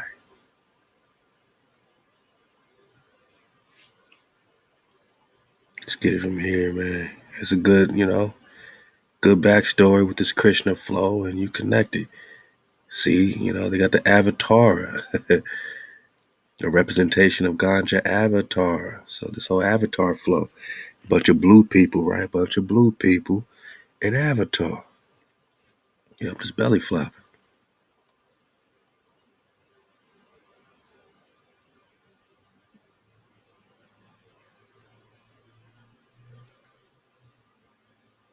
And I'm digging on this Tamil situation because this connect a lot with whole Raja Haraja flow, you know what I'm saying? Back to the Bragantoni dynasties and the kingdoms of Georgia and all that flow, man. So all this is Prester flow to my wave surfers, Kavari, Kabiri, or Kiva, Kavara, Kabera, Kavera, Kavera, say it with me. And man, that's what the wave surfers, man. So here we'll be seeing that Apar is combining the Ganges and the Kavari, or Kivera, sometimes with a Q, on the same level. Ganges and the Kavara on the same level. All right, man, I'm belly flopping, man. Some good stuff here. Got the avatar flow. Let's pick it up here. Aurora has all 72 references to ganja in his hymns. He uses the form Kanku instead of Kankai or Ganja, or Kanka Ganja, at least in two places. G's and C's and sometimes K's. Say it with me. G's and C's and sometimes K's. So they'll switch the G to a C's and then put the hard K, or sometimes, you know what I mean? It's just context based, sometimes interchangeable. But, you know, we're just talking India superior. And just know that the ganja is also the Kanka. And you can start connecting this Kanka flow with these rivers in America and connect that back with the Ganges flow right here in America, or Asia, Florida, Asia, Mexico, Paris. Ganja. They duplicated everything, boy. Wow. So I'll leave that for y'all, man. It's pretty good, man. So Ganja Kanka. Keep that in mind. Ganja Kanka. And then we're going to double back and look at this Tulu.research. Again, this is Kankanadi. The Ganges ruled parts of southern Karnataka during the period 350 CE to 1000. But before CA 350 CE, their whereabouts were not known. They weren't known. Here's an attempt to reconstruct the initial presence of Ganja rulers and journey throughout the West Coast during the beginning centuries of the Common Era based on the prevalent ancient place names partly supported by indirect references in Sangam or Kam literature. Remember that Gam is just a Hebrew letter, right? Okay. And the San can be Zan. A lot of times they switch the Z's and S's like Sion is Zion. So it's the Zion Gam, or the gathering of Zion. You know what I mean? We see the Hebrew in it, right? So it's another link, you know what I mean? That's going to be connecting some of this Kanka flow. You know, I haven't read it yet, but we're just talking about Western Ganja rulers. So by the time you get to Ganja Zumba, Managa, again, just like Yanka, Ganja is also a title. And if Yanka is Inca, and if Ganja is a title for, where we at?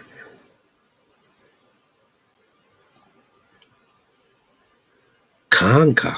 We're just talking about the Khan. Back to the Prester. Back to the priest. It's not telling you he's from Africa. Ganja is saying he's connected with the water. He's connected with the Ganges. That's all we're seeing here. He's connected with the Ganges. Ganja. Kanka. Ganja. Ganja rulers. We're talking about the Tamil dynasty, right? And it's not very hard. Everything connects back with the Prester, man. And they can switch up the Gaspers to Caspers. But you can also connect the Tamil dynasty with the Cholas, right? With the Presters, right?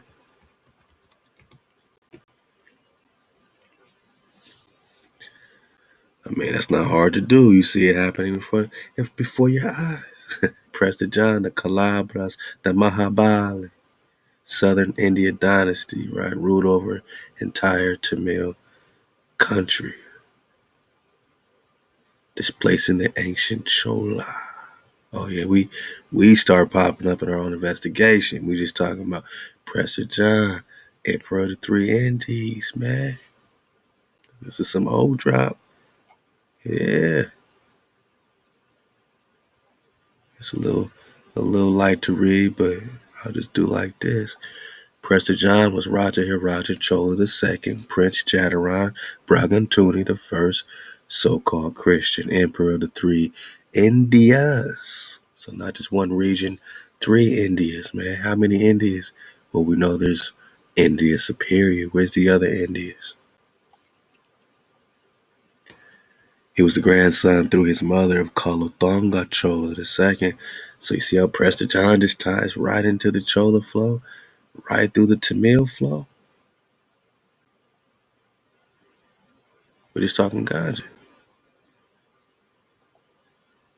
We're just talking the Tamil dynasties, which connect directly to the Cholas.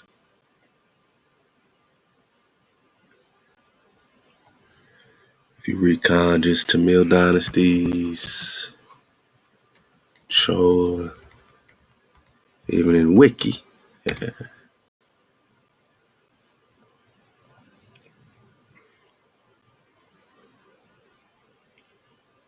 got the Chola dynasty was a Tamil Thalassocratic empire or maritime empire. Okay. Because it had the water, like the Phoenician flow. Earliest datable references to the Chola are from the inscriptions dated to 3rd century BCE during the reign of Ashoka and Maurya Empire as one of the 3 crown kings of Tamil Kam or Gam, along with the Kera, Chera, or Pandya. This is why they would call it Prester John the Pandyan and Genie, right?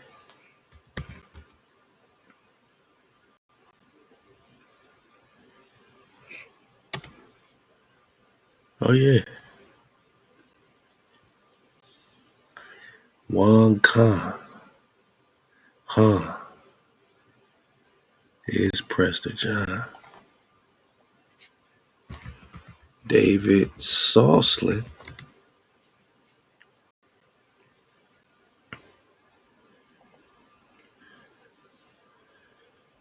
David the Sixth Soslan of Georgia and Babylon, son of Raja Haraja Chola. Prester John. Multiple witnesses, father of Solomon, Hanan or Canaan or Canaan, Exarch David the Sixth, right? Husband of Lady Hannah or Kana or China. Yeah, it's all happening. But now it's American history, American history. Remember, look at the date. How long were they looking for Prester John? Right. 1145. Look at the date. Estimated before 1195. It's the same Prester that they're searching for. David Soslan. Now, which one was getting rolled up on in 1202 by Genghis Khan? But they're calling him a Pandya, but he's also a Chola. Prester, right? And Chola is part of the Tamil dynasty. Khan. Raja Haraja, or Prester John, was Raja Haraja Chola II, Prince Jadara, the Braganuni. Now you're bringing in the Bragatoni dynasties, but he's also called Jadara. Yeah, we'll be back, and you see how fun it is to surf the wave in the Prester investigation, man, because we're talking about you, man. We're talking about your secret, noble story, your heritage, your flow. And they've been searching for it. We're talking about India, right? Superior. In Tamil, Tamil is a Chola dynasty, and we're talking Raja Raja Chola, the Prester John, also the Pandya. Right. Let's go back.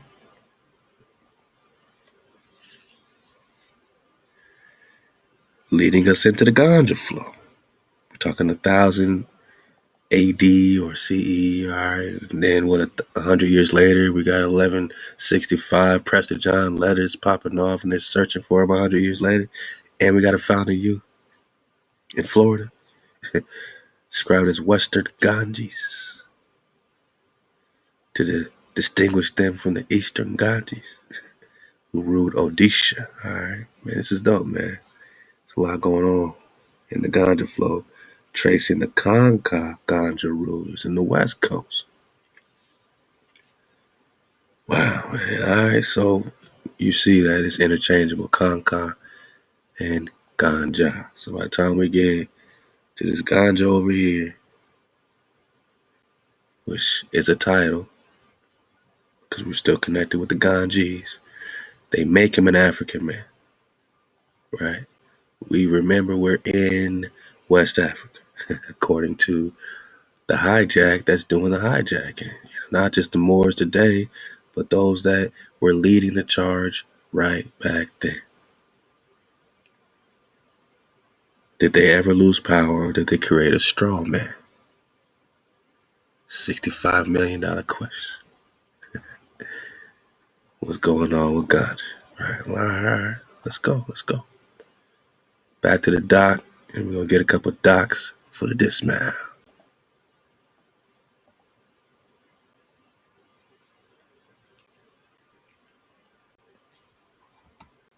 Every mile at the Hyundai Getaway sales event. Hurry in to get our best deals of the season.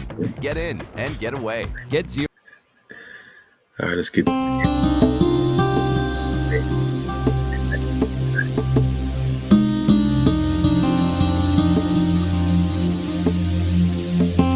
Yanga.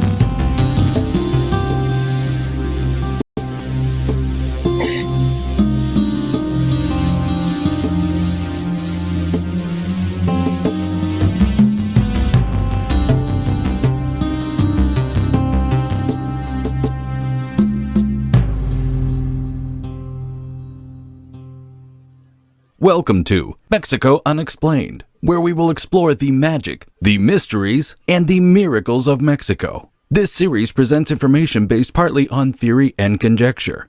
The podcaster's purpose is to suggest some possible explanation, but not necessarily the only ones to the subjects we will examine. Theory and conjecture. So those are guesses. So they're guessing Africa. We're guessing Inca. Let's go. Here is your host, Robert Bitto. Welcome, and muy bienvenidos to episode number 159 of Mexico Unexplained, where we examine the magic, the mysteries, and the miracles of Mexico. I'm your host, Robert Bitto. Sometime in the early 1560s, a galleon left the west coast of Africa, near the modern nation of Gabon, carrying a precious cargo of slaves bound for the New World. The final destination of this ship would be the colony of New Spain, and the cargo on board would be sold at the slave markets at Veracruz on the Gulf Coast. For a few decades after the Spanish conquest of the Aztec Empire, native labor was used to work the mines and the plantations of the territories that would later become the country of Mexico. The Spanish king, Charles V, allowed African slaves to be imported into the New World as the Spanish King Charles V. This is why we took our time with this. That's why we took our time, Anagi. All Naga royals. Love the real history's XX, man. All Naga royals. You know, they want to turn them into something else. Taking our time. So that by the time we get to the succession of royals, now they had to start painting these faces white, right? We know we're talking Charles Kendall. We know we're talking Haughty Eyes Charles. Oh, Haughty Eyes Charles. Roman Emperor Charles. Yep. Oh, yeah. Oh, yeah. Charles. Okay. Just make it clear. Charles did what? labor was used to work the mines and the plantations of the territories that would later become the country of Mexico.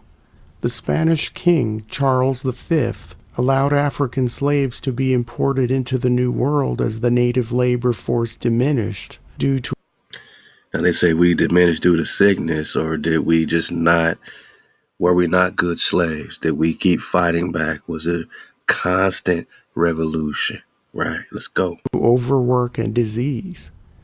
Initially, African slaves were brought to Mexico from the Spanish colonies of the West Indies, but by the middle of the 1500s, ships sailed directly from Africa to New Spain. So they're saying that first we was brought from the West Indies. What are we talking about? Jamaica to Mexico? Trinidad to Mexico? Haiti to Mexico? So you in Mexico as a nigga, and they say you from Africa. You're like, nigga, I came from Haiti. I came from Jamaica. They were taking us from the West Indies again and bringing us to Mexico. Then they make the story that Yanga got off a boat, and here's the place in West Africa it came from, and we say we in West Africa, man, Northwest Africa. World as the native labor force diminished due to overwork and disease.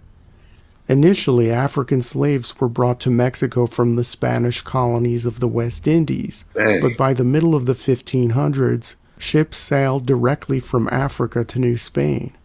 On that galleon previously mentioned, which left the area of Gabon in the early 1560s, was a young man named Yanga or Nyanga.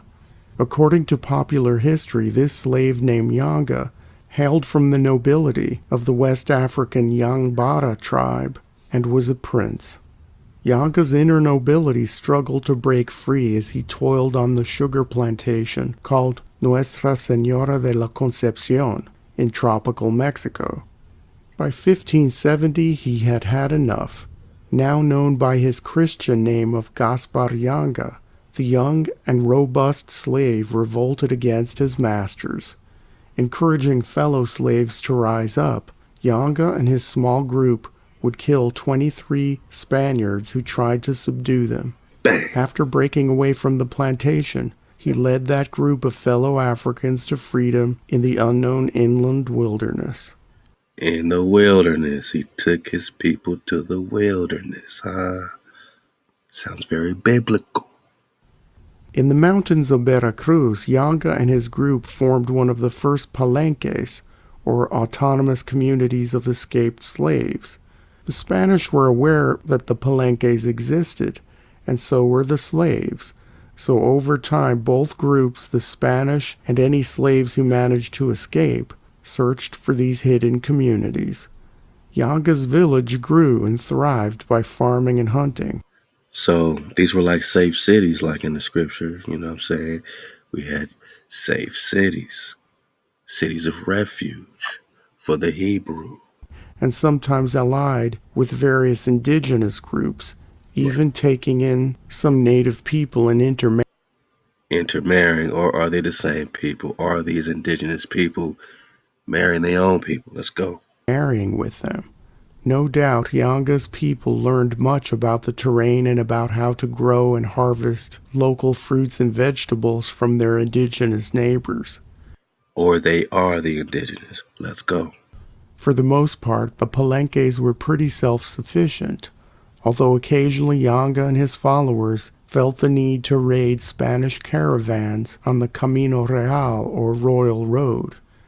This royal highway linked the Gulf Coast with Mexico City and the rest of the central highlands of New Spain.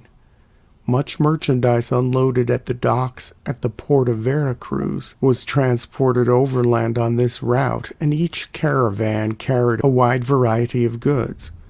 Yanga's people were looking for weapons and anything else that would be useful in their hidden community, such as tools, housewares, and cloth.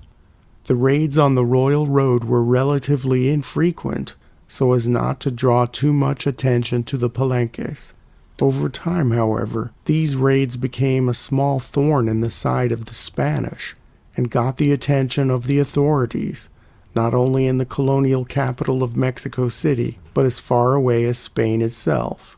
It was only a matter of time before a formal confrontation would occur. Hold up, Miss Dodge's check. What is fetchable storage?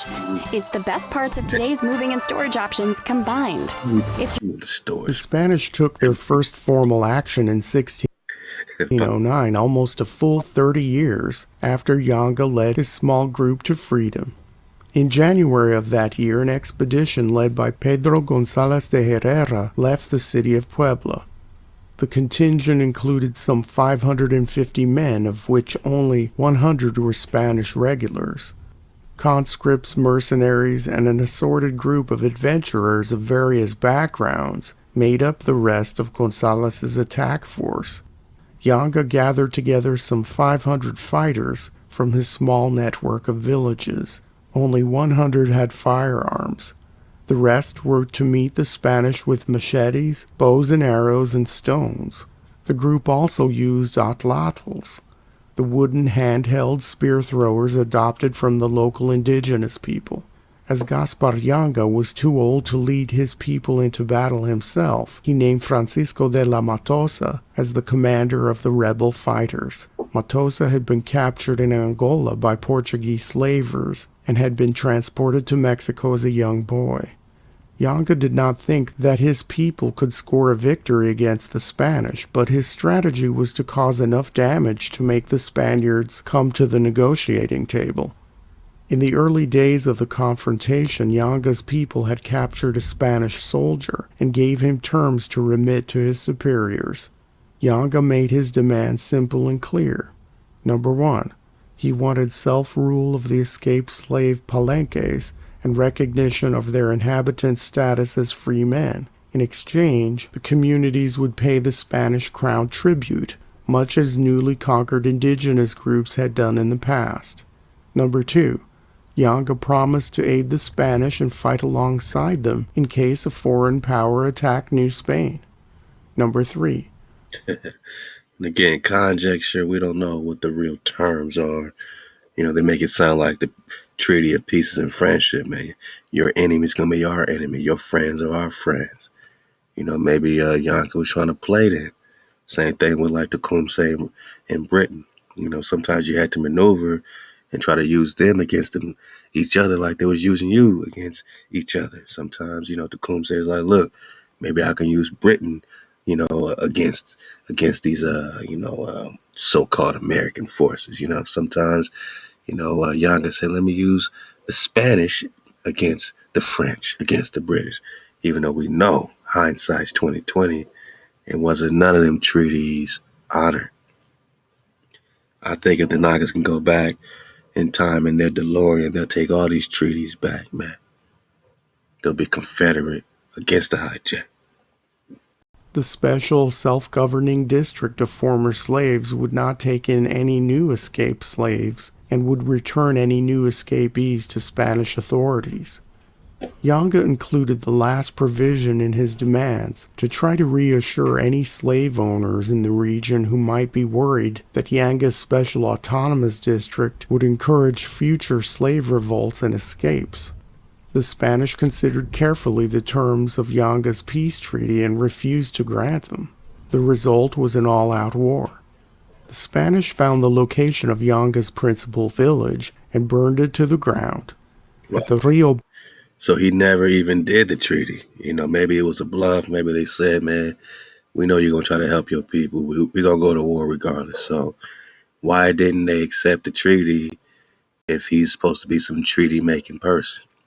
Clearly, they knew he wasn't going to be rocking with them. Clearly, they knew he was hijack free, and they had to step up and just go to war with this Naga. They didn't even bother making a treaty. That's how much this Naga was about, really on their head. Like, they didn't even bother. They said, look, man, let's just go ahead and get him, man, because we already know what time it is. That's that Inca flow, right? Rio Blanco, a large battle ensued, with many casualties on both sides. The remaining population of the Palenques, the women and children and some indigenous allies, and the rest of the rebel force, took to the mountains. Because they knew the terrain well, Yanga and his people waged a guerrilla war against the Spanish. They couldn't do that unless they were indigenous. In their stories, they brought in some indigenous to give them knowledge. They can't say this is an indigenous Naga, even though their definition of an American is the copper-colored races found here by the Europeans. They still can't say he's indigenous, right? They got to make him from Africa. But we see clearly The Spanish. The colonial government in Mexico. And shout out to Conclave, man. Conclave. Been talking this Yanga flow, man. The bro got some great convo on the Yanga flow. Ahab, Conclave. City sent reinforcements, more regulars and more mercenaries and adventurers, to try to smoke out the rest of the rebel forces, but the best they could do is achieve a stalemate. In 1618, a full 9 years after the fighting began, under a flag of truce, the Spanish sent an emissary to meet with Yanga to discuss terms.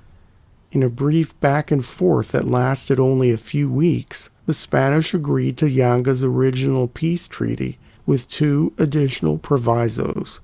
Number 1, the Palenques would have no contact with the outside world except for Franciscan priests who administer to the villages. Damn. So we'll take your treaty if you let us brainwash you. If you take in our Franciscan hijack missionaries on a mission to brainwash and hijack the Naga. And what's the other provision? The settlements would also be open to outsiders on market days. Whoa, that's like your Shabbat being invaded. So they can come on market days to make money and break bread with your people. Hijack 101. Number 2, Yanga's family would be granted the right to rule over the special autonomous region in perpetuity. Having a self-governing region of former slaves was unprecedented in the history of the Americas, but the last term in the revised peace treaty essentially established the first and possibly only African dynasty ever to have been established in the... And he's going to say what happened. Like, even according to their treaty, that means his family should still be ruling in Veracruz, in Mexico. Not as a foreign African, but as the indigenous, autochthonous, original Naga. That means we as originals can go back and claim to be the family of Yanga, Inca, right here, and still have rulership in at least Veracruz, at least the city of Yanga. You know what I'm saying? Dragon Flitter. In the New World. The former slaves rebuilt their main village, making it the administrative and commercial center of the new autonomous region. They christened the town San Lorenzo de los Negros de Cerralvo in honor of a Jesuit priest named Juan Lorenzo, who played an important role in the original negotiations in The city of the Naga is what they call that. 1609. Although the inhabitants of these free communities swore allegiance to the Spanish crown and the Catholic Church, they never paid the tribute promised in the 1618 peace treaty. They never gave them hijack shit. The Spanish didn't care as long as the raids on the caravan ceased and all runaway slaves were returned, which did happen. So the Spanish left the area alone. Yanga's villages thrived, growing maize, beans, and mangoes and remaining self-sufficient. Across time, others eventually moved into the area and blended in with the well-established free black communities. In 1932, the town of San Lorenzo de los Negros was renamed Yanga in honor of its founder, and a statue was erected near the center of town soon after. The town and the statue survive to this day. And what of Yanga's legacy? Outside the small area of the Mexican state of Veracruz, very few people had ever heard of Gasper Yanga until the publication of an anthology in 1870 called El Libro Rojo, or The Red Book in English. The author of the book was Vicente Ribas Palacio, the grandson of Mexico's first black president, Vicente Guerrero. First black president. You think that's even possible unless the indigenous people are melanated, man? If this was a white area or area of other people that were not negroid in phenotype, they would not be even popping off with the hijack black president. When you know a black man is invading you, King of Spain, Roman Emperor, Holy Roman Emperor Charles Quinto. You think this black man's invading an area that's non-black? That's not what the painting looked like. So back, hijack, and witness the more and more war, and reestablish the true seed of Hashara, and keep the code to break their spell. Rivas was the first to dub Yanga the first liberator of the Americas, and brought him into Mexico's national consciousness. Not the liberator of Africa, the liberator of the Americas, my nugget. First to dub Yanga the first liberator of the Americas, and brought him into Mexico's national consciousness. Although provisions in the treaty allowed for family succession in ruling the area granted autonomy by the Spanish crown, very little information exists about Yanga's descendants beyond brief reports about his son in the years after the peace settlement. In fact, the modern town of Yanga includes very few people of African descent among its population of 20,000. Researchers theorize that many original settlers of the town of Yanga intermixed with outsiders to a great degree, or they relocated to nearby villages, which still... Or they were rooted out like the original black Germans. Rooted out like the original black Irish, the original black Scottish, the original Nagas all across the plain, original Chinese, India Nagas, American Nagas, European Nagas. Rooted out like everywhere else, Jack. Now you come looking like this, saying that you're the indigenous Mexican, Guatemalan. Where you from? What Central America place are you from? And tell me you came looking like this originally? You better restore these Nagas. Hey, game is over. Time is up. Still have visible Afro-Mexican populations. These villages are Mata Clara, Cuitahuac, Mata Caña, Guajilote, and Piedra Gorda, all... Now I'm gonna back it up. You write this down. For my Nagas in Mexico, my Nagas traveling, these might be some spots where Nagaville, you know what I'm saying, can really be rooted at. You know what I'm saying? If I was going to Mexico, I'm looking for the Naga spots. I'm looking for Veracruz. I'm looking for Yanga. Where else? Mexico's national consciousness. Although provisions in the treaty allowed for family succession in ruling the area granted autonomy by the Spanish crown, very little information exists about Yanga's descendants beyond brief reports about his son in the years after the peace settlement. In fact, the modern town of Yanga includes very few people of African descent among its population of 20,000. Or Negroes. Researchers theorize that many original settlers of the town of Yanga intermixed with outsiders to a great degree, or they relocated to nearby villages, which still have visible Afro-Mexican populations. These villages are Mata Clara, Cuitahuac, Mata Caña, Guajilote, and Piedra Gorda, all in the state of Veracruz. Although the physically... So Veracruz is popping for a night. African population may not exist, or may just exist in trace amounts in the town of Yanga today, the current citizens robustly celebrate their connection to the first liberator of the Americas. Each year, even the hijacks there gotta say that Yanga's their foundation. So if Nagas like us walk around, they gonna definitely be like, oh, y'all them Yanga Nagas. Since the early 1980s, in the middle of August, the town holds their Carnaval de la Negritud in conjunction with the feast to honor San Lorenzo, which has That's Carnival of the Niggas, man. Let's go. been the patron saint of the town ever since the days of Gasper Yanga.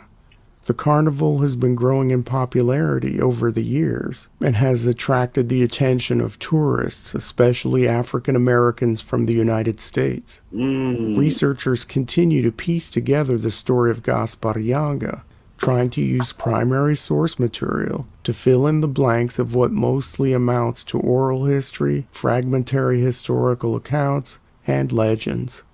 So they don't know shit. They said it's a big carnival popping off. Let me get this screenshot, man. Yeah, we popping off, man. We talking about Yanga, the Inca. It's a carnival of the Negro popping off, and a lot of African Americans are showing up. A lot of original Nagas are showing up. Let's get that back. Or may just exist in trace amounts in the town of Yanga today. The current citizens robustly celebrate their connection to the first liberator of the Americas. Each year since the early 1980s, in the middle of August, the town holds their Carnaval de la Negritude, in conjunction with the feast to honor San Lorenzo, which has been the patron saint of the town ever since the days of Gasper Yanga. Who's Lorenzo, man? Stay tuned for another drop. The carnival has been growing in popularity over the years and has attracted the attention of tourists, especially African Americans from the United States.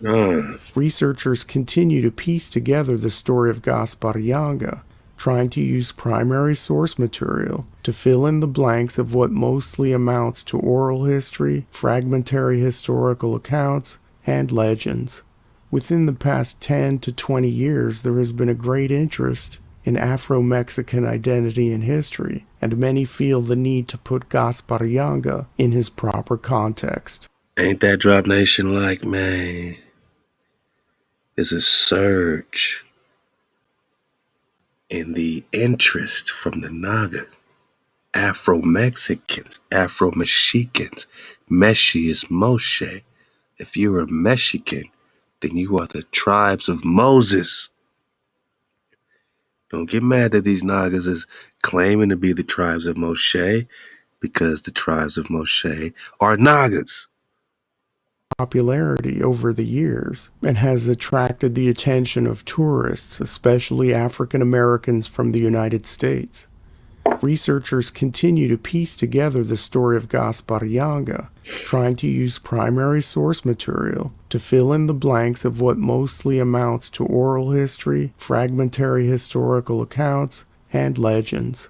Within the past 10 to 20 years, there has been a great interest in Afro-Mexican identity and history, and many feel the need to put Gasper Yanga in his proper context. For an overview of Africans in Mexico, please see Mexico Unexplained episode number 99, titled Afro-Mexicans, A Hidden Heritage.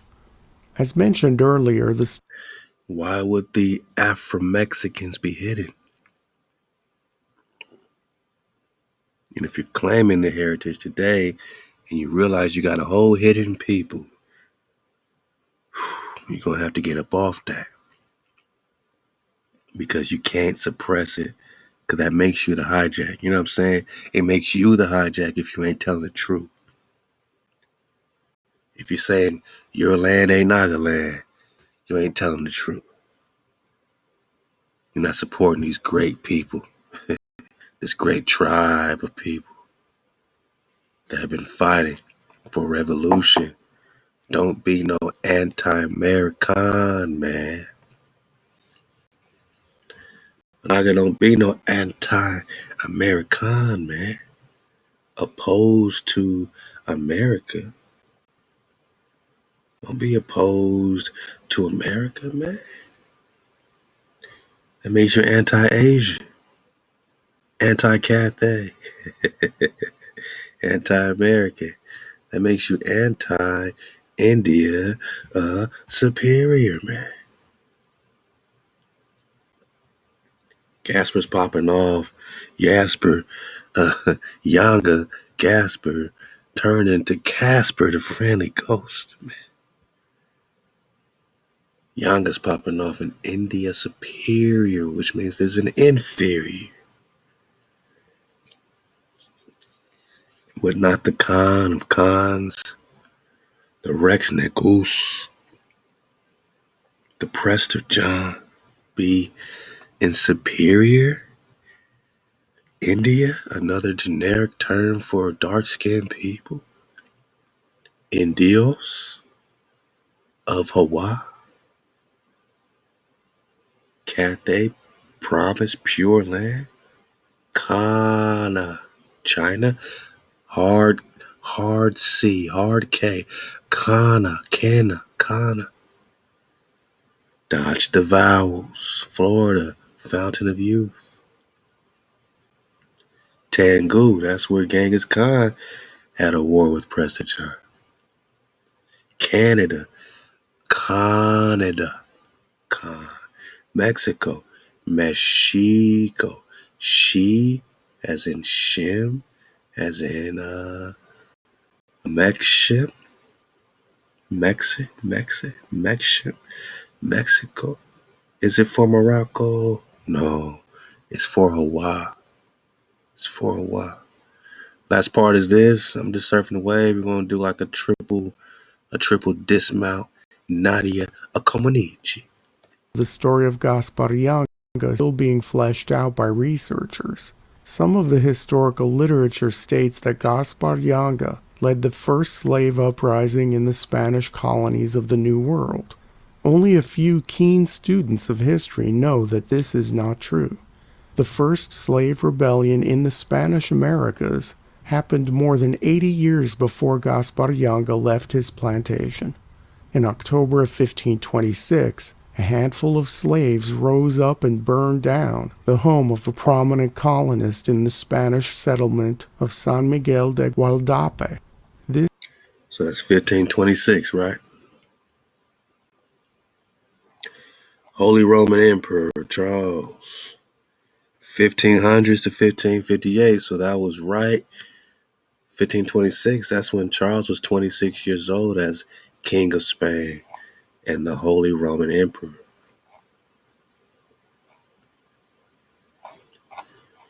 Right. Spanish kings. Last black king of Spain was the House of Habsburg, my nigga, they say. And that's 1605 to 1665. So up into 1665 at least. And hold up. 1645 is when you stop looking for Prester John. Gotta keep Prester in the flow. Gotta keep Prester in the flow. And 20 years later is the last black king of Spain. So all this time is black people looking for a black man. A black man. Raja Hiraja, Chola, the Pandian, Prester John.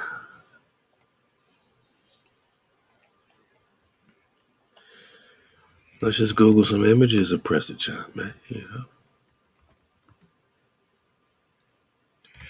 I put 432 next to it just so I know I'm getting stuff we looked at. Yeah, okay. A black man.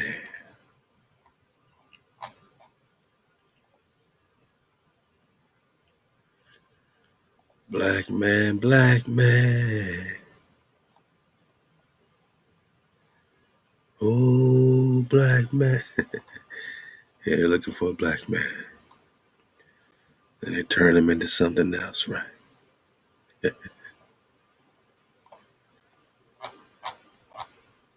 See what happens when we take 432 off. Let's just search for it raw. Still get a black man. Still get. You got Mansa Musa flow. Okay. Yeah. Prester John, Priest One. This brother right here. Objects in the mirror might be closer than what they appear.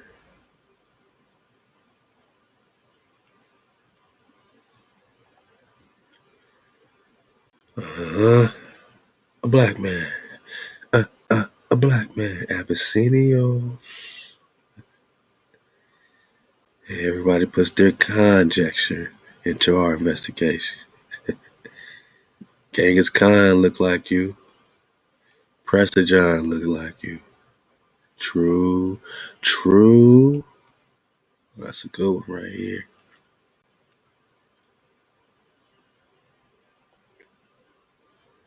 Oh yeah, save that one. They always take them down and they put them back up different places, man. So when you find a good one, man, you gotta save it. This is El Prester Juan. Juan means king, like Wong, W-A-N-G, Wong, king, Juan, king, John, king.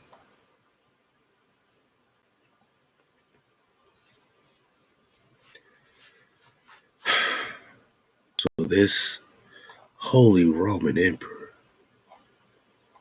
Charles, who's hijacking the Inca or Yanga for the dismount. Charles Kent,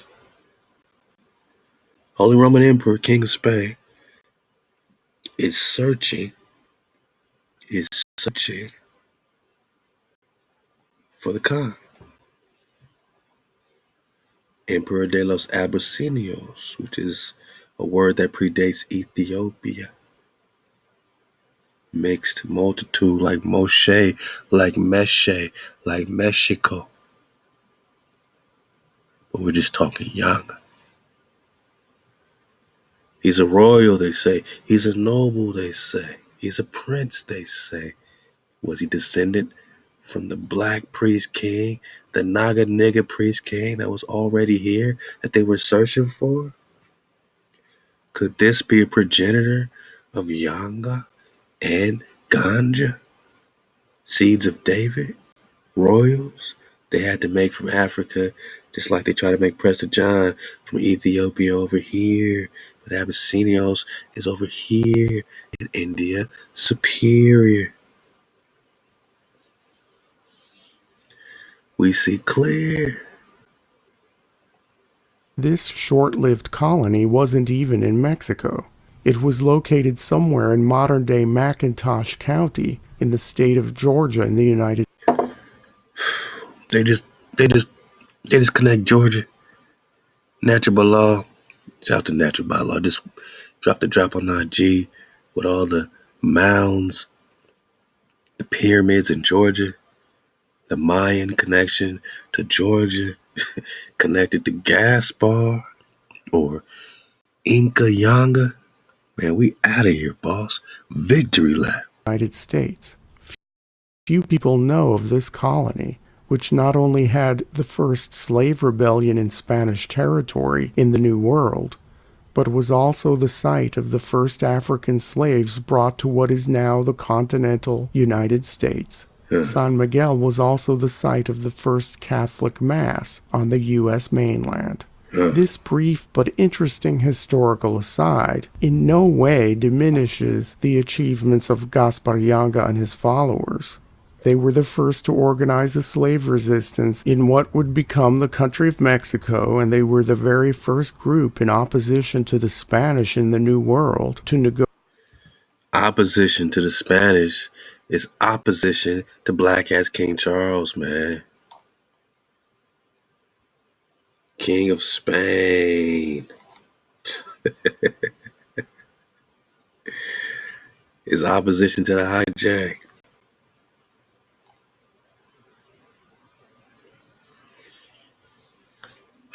Wow, this is amazing, man. It's a lot of clarity we get, man. You know what I'm saying? And I'm grateful to surf it with you.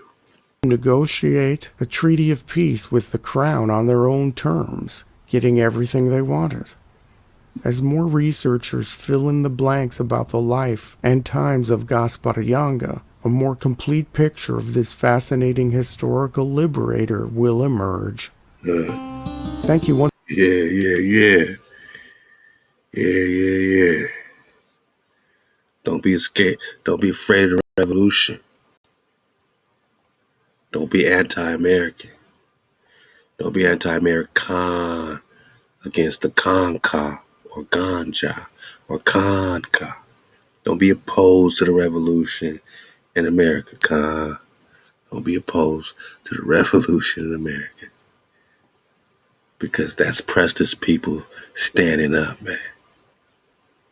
El Prester One, Raja Chola, Tamil Naga. Don't be opposed to it. Wave Surfing 101. Shout out to Home Team History. We wave surfing 101.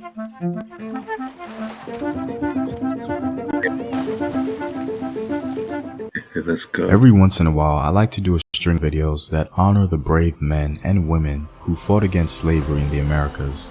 This can certainly be a difficult portion of our history to discuss, but again, I think it's an important one to remember because we're certainly the product of survivors. So today, I wanted to talk about an African who not only stood up to Spanish slavers, but he was ultimately successful in creating a sovereign region, defeating them at every turn.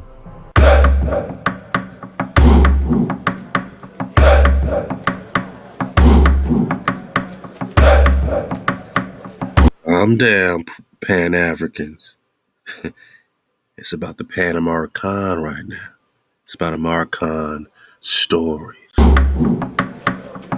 What up, African world? It's Home Team here, and welcome back to another video of African history, culture, and worldview.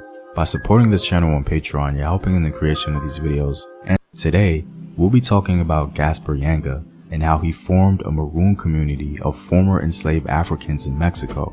The significance of this is that we only know of one successful rebellion of enslaved Africans in Haiti, which went on to form a lasting state. But we don't know that another successful rebellion took place centuries before Haiti in Mexico. The story of Gasper Yanga is a pride to people of African descent all around the world. How he was able to form a sovereign region within Mexico. This is American history, man. Sometimes we gotta see it right up close, man.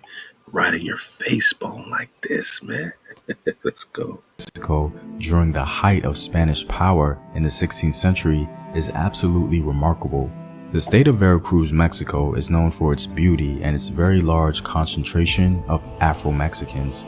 The state contains a hidden jewel, a city that is both important to Mexican and African diaspora history. Yanga, affectionately called the Cradle of Liberty, is considered to be the oldest free black town in the Americas. We might gotta holler at this spot, man. Veracruz, man, might be a Nagaville hotspot, man. Holler at your guala. Located in the eastern part of the state, the city of Yanga was also among the first independent towns to be formed in Mexico. It was established as a free black town on January 6, 1609. The town was originally named San Lorenzo de los Negros in honor of the saint who devoted his life to uplifting peoples of African descent and other oppressed peoples. Its name was later changed to San Lorenzo Sarabalvo and finally Yanga in 1932, and we have the hero Gasper Yanga to thank for that. The story of Gasper Yanga begins in the 16th century when the enslavement of Africans by the Spanish was in its beginning stages. Gasper Yanga was reportedly descended from a royal family in the Central African country of Gabon. He was brought to Mexico sometime in the mid to late 16th century and immediately began planning a revolt. One can only imagine that his royal status influenced his decision to seek freedom. Gasper's righteous rebellion began in Veracruz, Mexico in 1570. The enormous mountain peaks behind the Veracruz lowlands became the home of both African and Indian Maroons in that time period. Established in Orizaba, the Maroon settlement had 60 dwellings with 80 men and more than 24 women and several children. The settlement survived by raiding provisions from the passing Spanish caravans, but they also farmed and raised livestock. What I find interesting is that Gasper Yanga, with his knowledge of African statehood, formed and organized his new settlement based on his Central African government back home. Stop it, man. Africa this, Africa that. How many times you gonna hear this word Africa They're not even trying to see it from an indigenous perspective, but that's why you got your dragon flat-eyed 360 degrees. What will make more sense? To say that somebody got off a slave ship and just gave their African strength to revolts, you know what I'm saying? Or, I mean, just look at it like today. What leaders are coming from Africa to start a revolt in America? Or are we talking about the indigenous rulers, the indigenous leaders already here that they're reclassifying? Colored, black, all this stuff, African American. They give us images, but they don't give us receipts, man. Hey, you know, I'm just gonna put this up for later, man. You say this Gabon. Yeah, City, Peru, South America. I'm just looking at cities here, man. I don't know, man. What is this? What is this, man?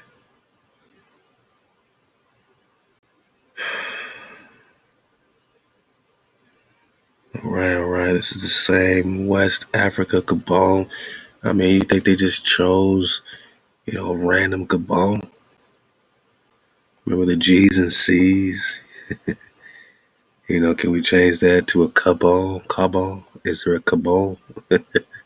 With a Q, a C, a K? Let's go Cabon. Cabon.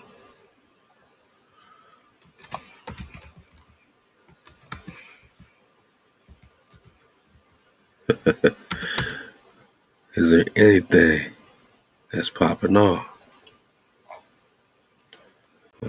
Oh, shit.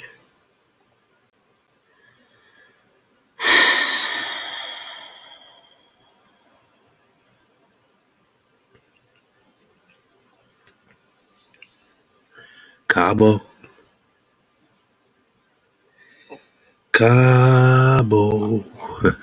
Let's get out of here, man. Y'all playing. Y'all gave me enough. Okay. Cabo saying, hey, this is just a body bag for the dismount, man. Just going off the C's and G's, man. I can't make this.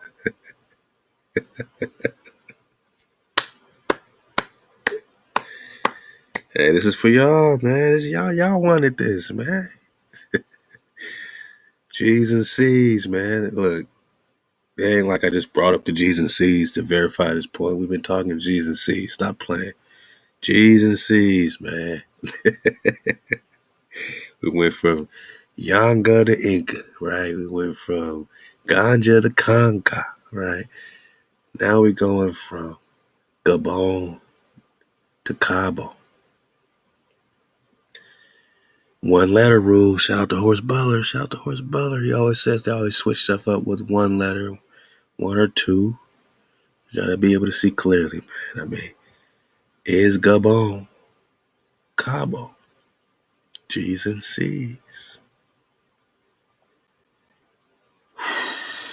St. Lucas. Oh boy. I didn't expect that. I was free flowing with my noggins.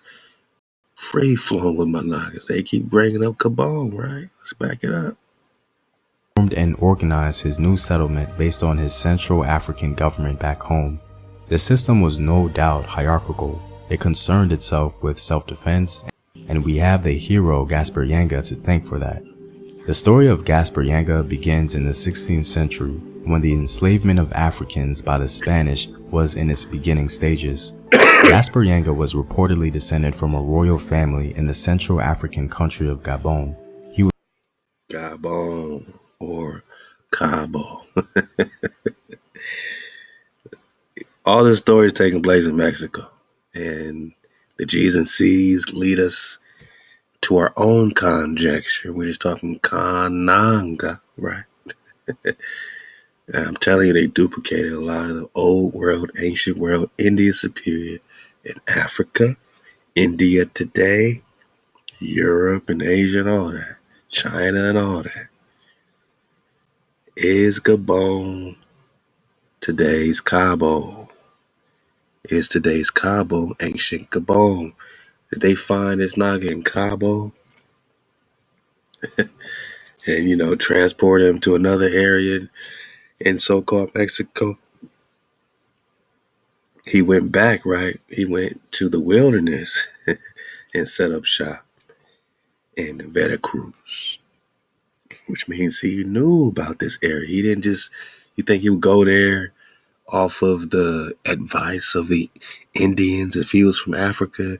Or did he have to know himself? Would they follow him if he wasn't from the people? If he was foreign to the land, would they be following him to the wilderness? Or did he have to be from the wilderness? Be from Mexico? Is Gabon Cabo, Managa? He was brought to Mexico sometime in the mid to late 16th century and immediately began planning a revolt. Is Gabon immediately began planning a revolt. G's and C's. Is this Cabo? One can only imagine that his royal status influenced his decision to seek freedom. Gasper's righteous rebellion began in Veracruz, Mexico in 1570. Righteous means he's rocking with the law, right? Priest kind. Enormous mountain peaks behind the Veracruz lowlands became the home of both African and Indian Maroons in that time period. Established in Orizaba, the Maroon settlement had 60 dwellings with 80 men and more than 24 women and several children. The settlement survived by raiding provisions from the passing Spanish caravans, but they also farmed and raised livestock. What I find interesting is that Gasper Yanga, with his knowledge of African statehood, formed and organized his new settlement based on his Central African government back home. The system was no doubt hierarchical. It concerned itself with self-defense and retaliation. The Maroons planted corn, squash, tobacco, and other crops in large fields. There was no corn in Africa before the 1400s, man. Shout out to Cootie Mayo, dropping that drop from indigenous American to African American. Yeah, so that Maíz fully knew how to plant and do all that. Why? Because he was a foreigner? Or did he know how to cultivate his own land as the Inca Khan? And could this be Yanga? Remember, Gasper means protecting the treasure, right?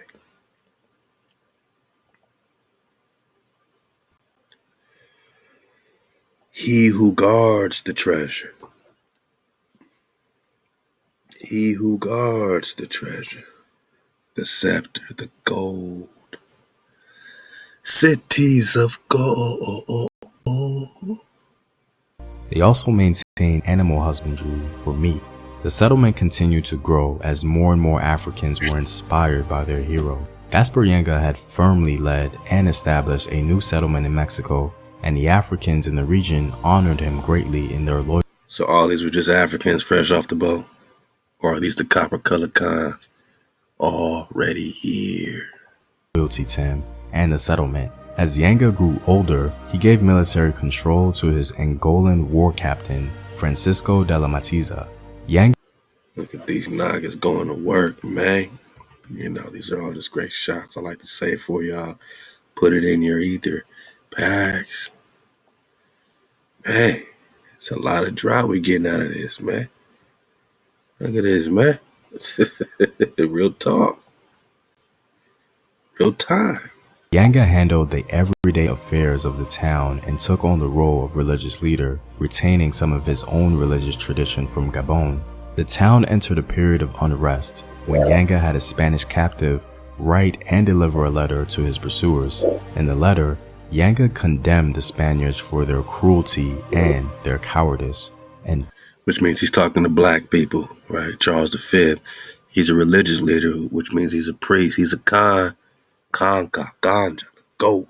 Dared them to defeat him. The released captive, knowing the location of the settlement, led the Spaniards to the colony. Along with his general, Gasper's military prowess was undeniable. After 9 years of intermittent battle, the Spaniards were unsuccessful in capturing him and his men, but more importantly, they were unsuccessful in laying to waste his settlement. The Spaniards even attempted to starve out the settlement by Stop it, the Spaniards didn't look like this. Hijack City, iconoclasm. targeting crops and water supply, but the Africans and their native allies moved deeper into the forest. In the end, Gasper was able to form and sign a very favorable treaty with the Spanish. Perhaps due to a combination of lacking funds and the military acumen of Gasper's jungle warfare, the Spanish ultimately decided to accept the sovereignty of his maroon settlement. This was a pretty momentous occasion in history because it had never been done in the Americas. It was the first time a European power submitted in full to the objectives of an African in the New World. The Spanish recognized, sanctioned, and guaranteed Gasper's territory by law. Today, over 20,000 people reside in the city of Yanga, and a larger-than-life statue of the great liberator, Gasper Yanga, stands today in Mexico. Gasper Yanga's determination for freedom really reveals the importance of knowing who you are and your value. His royal status in Africa, accompanied by his knowledge of self, could not be undone by the perils of the gun or the sword. Well, I'm all out, guys. If you like these videos and want to help, Yeah, we see clearly. Ahab to the home team, man. Home team history. And I'll leave these links for the dismount. You can dig on them, man, in real time. This is, some great recon. This is what we're coming, full spiral with, man. Liberating natives, great recon here. People who have interrupted empire. People who have interrupted empire. African and indigenous resistance. Revolution. Don't be opposed to it or you're anti-American. And so don't be opposed to the revolution. Resistance in the 16th and early 17th century. That's crazy because early 17th century, that's when they stopped looking for Prester John.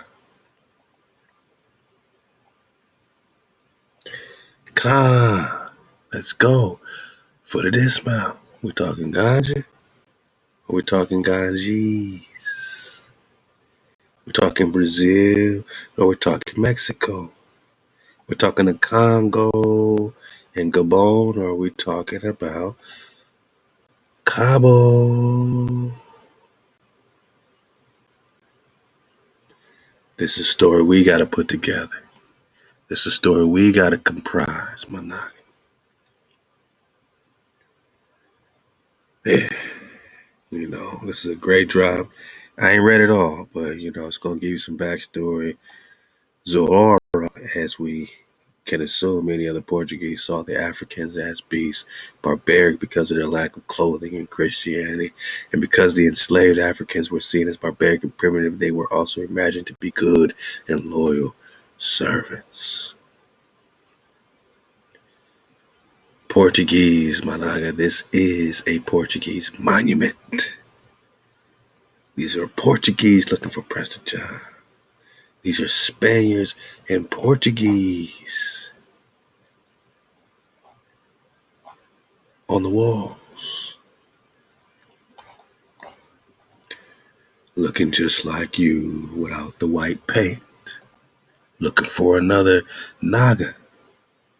Those biblical stories are true. You just got to see them clearly. Israel against Moab, Israel against the Confederacy, the Canaanites, the Edomites. Everybody's against the tribes of Jacob. Tribe of Jacob, tribe of Moab.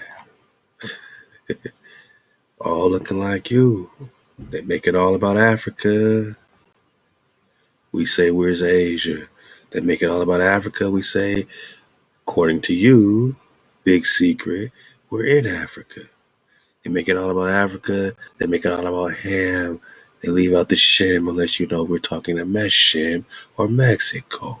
Because at one point, everything was named after Moses. Deuteronomy 34 says, never has there been a prophet like Moses. Everything was named after Moses. They want to take you to Atlantis. Same powers as Egypt. Same powers as Ham or Zeus. Hijacking the Nagas. But we gonna kick them out. Right up in the caboose, man. So get this drop. I'll leave these links, man. Matter of fact, I put all these links in the drop chatter. Chatter. So go over here. Password is still 1234 to get through the door. You know what I'm saying? Hey, out to my cons. We talking Negro Indians being invaded. Florida, founding youth flow. Prester Pak, Afro-American. Con, Young Dragon.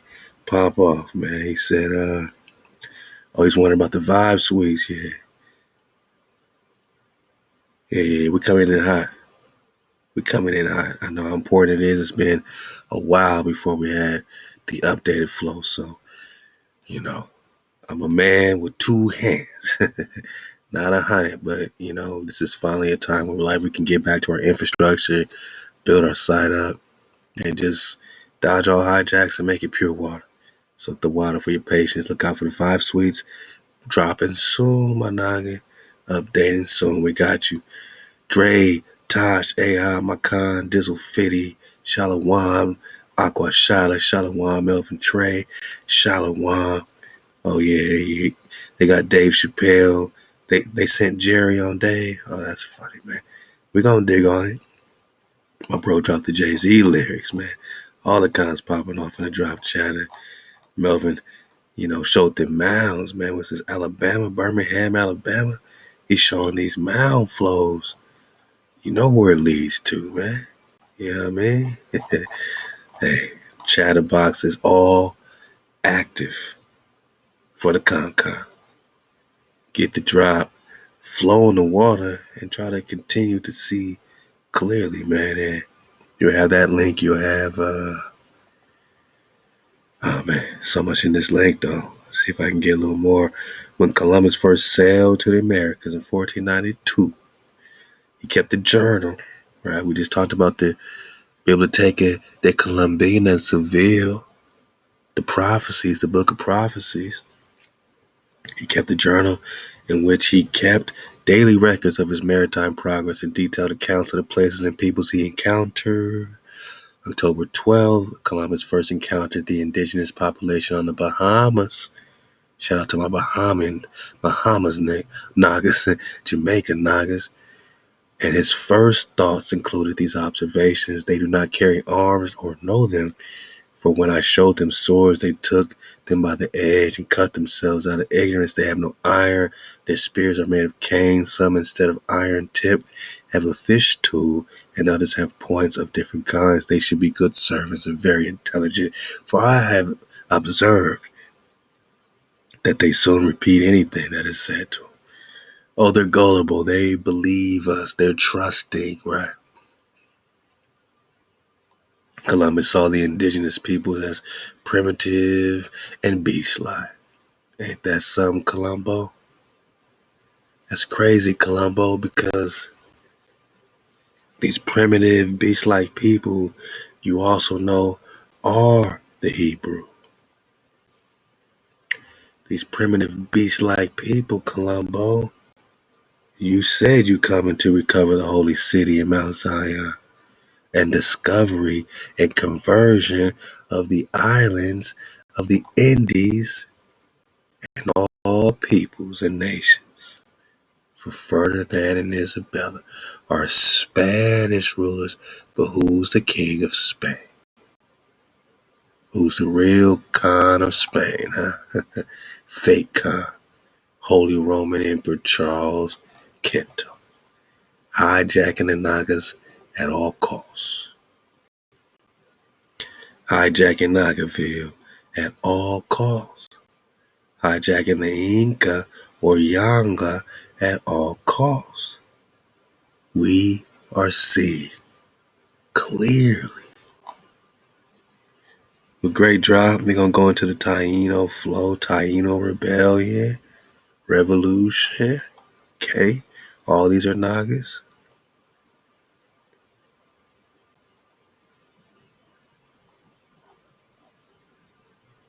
Central American resistance. So this is really a great documenting all these rebellions. Yeah, then they're going to get into the Yanga flow. Yeah, have their old drop popping off on Yanga, boy.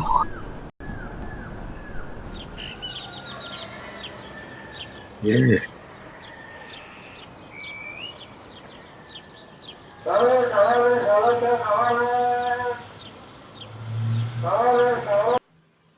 Infancia, la libertad está llena de La libertad está llena de dulces memorias, de las largas caminatas,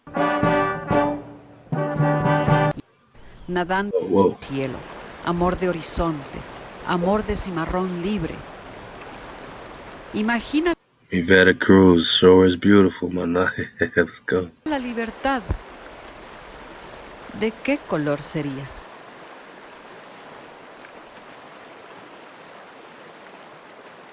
Nada humanas.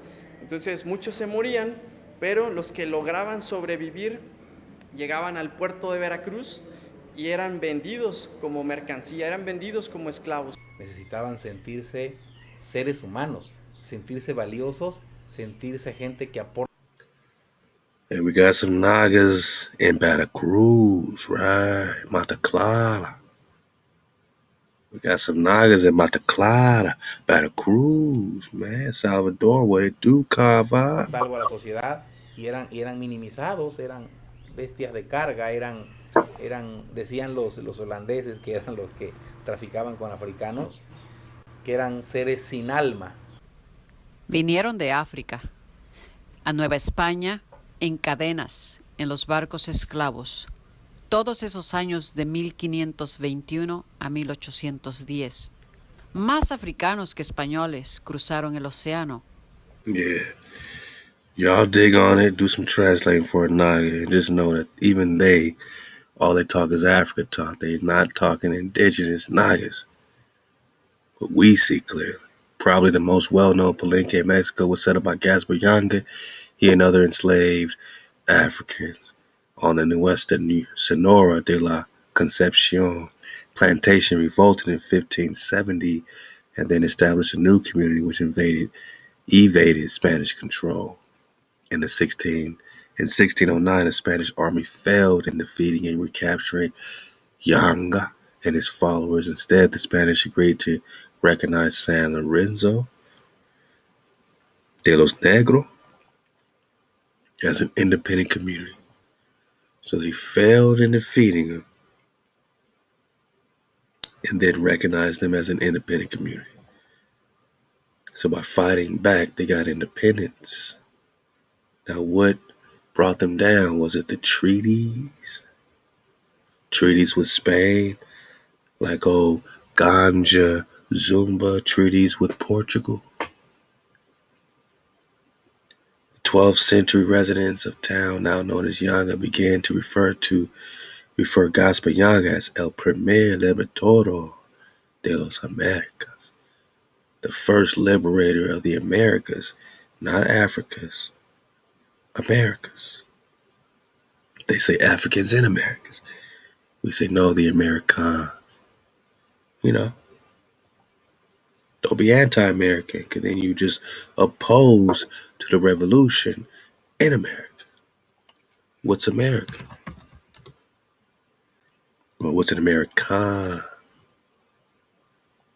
Originally applied to the originals or copper-colored Nagas. So if there were so many copper-colored grandma painting looking Nagas here that they had to call the definition of an American or copper-colored Nagas, that's how many copper-colored Negroes they were finding here. Swarthy, now applied to the hijack. So you got that land, you dig on it, man. You dig on it, man. You surfed away. Shout out to the bro D-Smoke, Big Snoop. You know, they had a Gasper Yanga collaboration. Because, you know, hey, it's for you to recon. Black rebels, Sumerians of 16th century Panama. Oh, man, that's some more drop on it. So, you know, the drop is out there. We're talking to resistance. We're talking to revolution. Don't be anti-American. Check it out. Whoa, check it out. We've been talking Yanga, Inca. Let's see if we get another witness to a correlation between the Yanga Inca flow. The popular story of Francisco Pizarro as the conqueror of the Inca Empire is in many ways as equally problematic as the story of Cortez and the Aztec Empire. Pizarro may have captured the Incan capital of Cusco, 1533, but the Spanish had not captured the rest of the empire. In fact, Manco Inca Yupanqui, an Inca noble who had previously helped the Spanish capture Cusco, revolted against the Spanish. So he helped them for a minute, and then he revolted against them, gathered together a large Inca or Yanga army, and attempted to retake Cusco. So all this was already happening. Although he failed to recapture the city, he established what some historians refer to as the Neo-Inca or the New Inca state in the region of Vilcabamba, Vilcabamba. Wow. Over the next 30 years, Manca Inca and his sons ruled the small Inca state. What's that got to do with these Yangas, man? What's that got to do with all these Yangas? Yanga. These are the Inca. These are the Inca.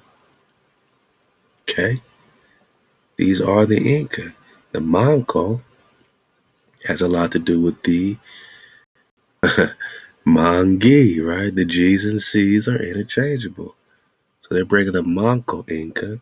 We see Mangi right on the map. Not just here in 1548, man. Where else we see Mangi at? Mangi on the Parcachi Tommaso map in 1620. Mangi here. Mansi here. Cathay, Mangi, G's and C's. Not only that,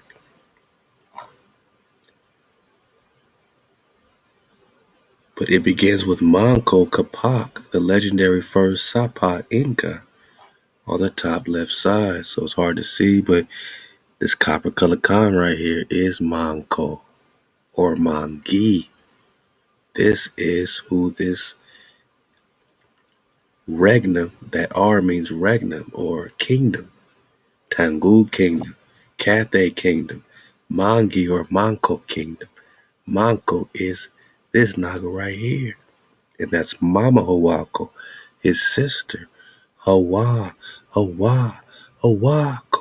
Breath, security. Mama Hawako. Her brother is Manco, right? Manco Inca is Mangi. Dodge the vowels. Who is Prester John? Over the next 36 years, Manco Inca and 3 of his sons ruled this small Incan state at different points. The Incas at Vilcabamba were in open rebellion with the Spanish or black-ass King Charles, cooperated with the Spanish and treated each other with momentary indifference. The key takeaway here for the purpose of this essay is that the Incas of Vilcabamba were able to successfully hold off the Spanish conquest for nearly 4 decades. 40 years of holding off black-ass King Charles and them, who invaded the Mangi, yeah, hijacked the Yanga.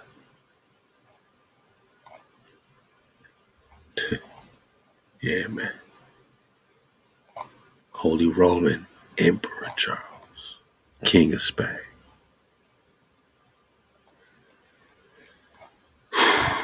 You got this link, man. It gets deep. I want to keep going, man, but it's a lot, and it gets deep. So we'll get back to it. We're just surfing the wave and scratching the surface over here. Another link I'll leave you with from JStore.org. Africans in Spanish colonies. 15th century history of the Americas was characterized by the drama of the first contact in the 16th century, by continued exploration, conquest, and expansion of Spanish hegemony. Yeah. The 17th century has often been described as a time of protracted depression and decline, pointing to the drain of European wars, metropolitan bankruptcies, depopulation in both the metropolis and the colony, declining mineral revenues, and Spain's failures to adequately provision and protect its American colonies. Some historians have emphasized the depreciation of the overextended Spanish Empire.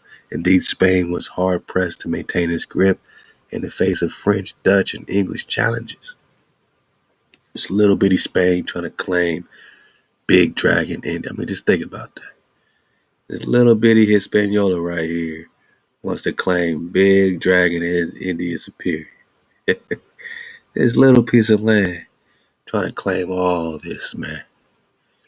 Oh no, the British are coming. This little piece of land, British. This little piece of land, Spain. They gonna come claim everything, right? They gonna claim Antarctica too. For Fernando or for Haughty Eye Charles. Hijack City. Little ass Spain, sit your ass down. You can't claim Mexico, man. You can't claim Veracruz, man. You can't claim the land of Prester Pak. No more. Sit your ass down, little teeny tiny little ass Spain. Get off the play. Cause that's all you want. Shout out to Aqua Shada. She checking in the drop in real time, man. Alright, y'all, man. I'll leave this link. You got it. Spain's failure to adequately provision and protect its American colonies. Indeed, Spain was hard-pressed to maintain its grip, of course. Most which focus on the Caribbean arena and transatlantic slave trade, which was Spain's lifeline. Yeah, their lifeline was trading the Naga. That was their lifeline, my Naga. Just as all slaves in Spain were not Africans, not all Africans, nor were all Africans slaves. Yeah, the Moors done told us. Since this is Northwest Africa, we know not all these Negroes were slaves. Some signed treaties to put you in captivity, to put me in captivity. Prisoners of war to this day. In Spain's largest city, Seville, right? Then we get that Seville drop. In Spain's largest city, Seville, free and enslaved Africans congregated in ethnic enclaves such as San Bernardo, San Roque, and San Ildefonso. As their numbers grew, Isabel and Ferdinand named one Juan de Valladolid of noble lineage among Negroes. So they chose a royal Naga of noble lineage among the Negro to regulate, to control, to pacify, just like today. They choose a Negro today to regulate, Stephen A. Smith got to regulate, Kyrie Irving, right, to regulate the city's African community and be its chief and judge. Ain't that something? This president opened the way for other free blacks and foreshadowed Spanish practice in the Americas of enacting dominion through natural. Are they natural by law? So they'll take someone of a noble lineage and use them to regulate as their, quote, judge or chief or governor or president of the corporation. In Spain's largest city, Seville, free and enslaved Africans congregated in the enclave. So in Seville, Spain, free Africans were congregating. I'm out of here, boss. We're talking King of Spain? Yep, Charles II of Spain. Charles Quarto, House of Bourbon. King of Spain. Spanish kings. Oh, Charles. King of Spain strikes again. What they say, Seville? Yep, Seville, right? Spain's largest city. What did we get out of Seville? For the dismount. This is the book of the book. This is the beginning of the book or collection of authorities, right? Sayings, opinions, and prophecies concerning the need to recover or steal or invade. Papal Bull 1452, invade, search out, seek, vanquish these niggas, steal their movable and immovable goods, put them in forever slavery, perpetual slavery. This is the beginning, says Columbus, the beginning of the book. Prophecies concerning the need to invade the holy city. Where? India Superior, the brand new land they found. Asia, the real Asia, paradise, Florida. Florida, because they've been invading Florida. This ain't nothing new. Talk about Hitler breaking his word. Why? Here's more notice. He's a mere novice at line. The United States made 500 treaties with various Indian nations and violated every one. Recruited armies of plug uglies, which are what? Just people there to hurt people. People there that gave a bruising to the indigenous. Gangs in New York, right? From the hills of Georgia, Tennessee, Kentucky, and invaded Florida. Invaded Florida again and again. Before Spain finally sold it until it had destroyed the Negro Indian civilization. Until Spain finally sold it. Spain? Yeah, that's haughty-eyed Charles in there. That's haughty-eyed Charles in there. Spain's largest city, Seville, yeah, that's where Columbus is popping out of. And he said, I'm coming to America to recover the holy city, invade, search out, vanquish the holy city and Mount Zion, and the discovery and conversion of the islands of the Indies.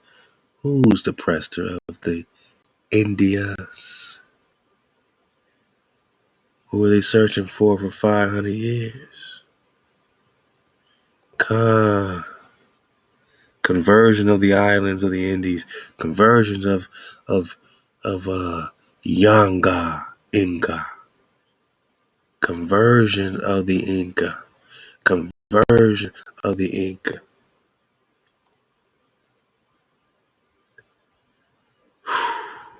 Conversion of the Indians and of all peoples and nations for their hijack rulers. Right. in our Facebook. Do you see clearly? Naga, we see clearly. ThaWaDa for surfing the wave with me. Because my Naga, you know I'm going to continue to surf the wave with you. And we're going to bring it right back home and continue to do what we do. We protect it, my Naga. Please believe it. Because X marks the spot. To all my Nagas, man, tuning in. Keep tuning up your frequency. Keep the code. Stay up. Choose up. And suit up. Allow. Hawaii.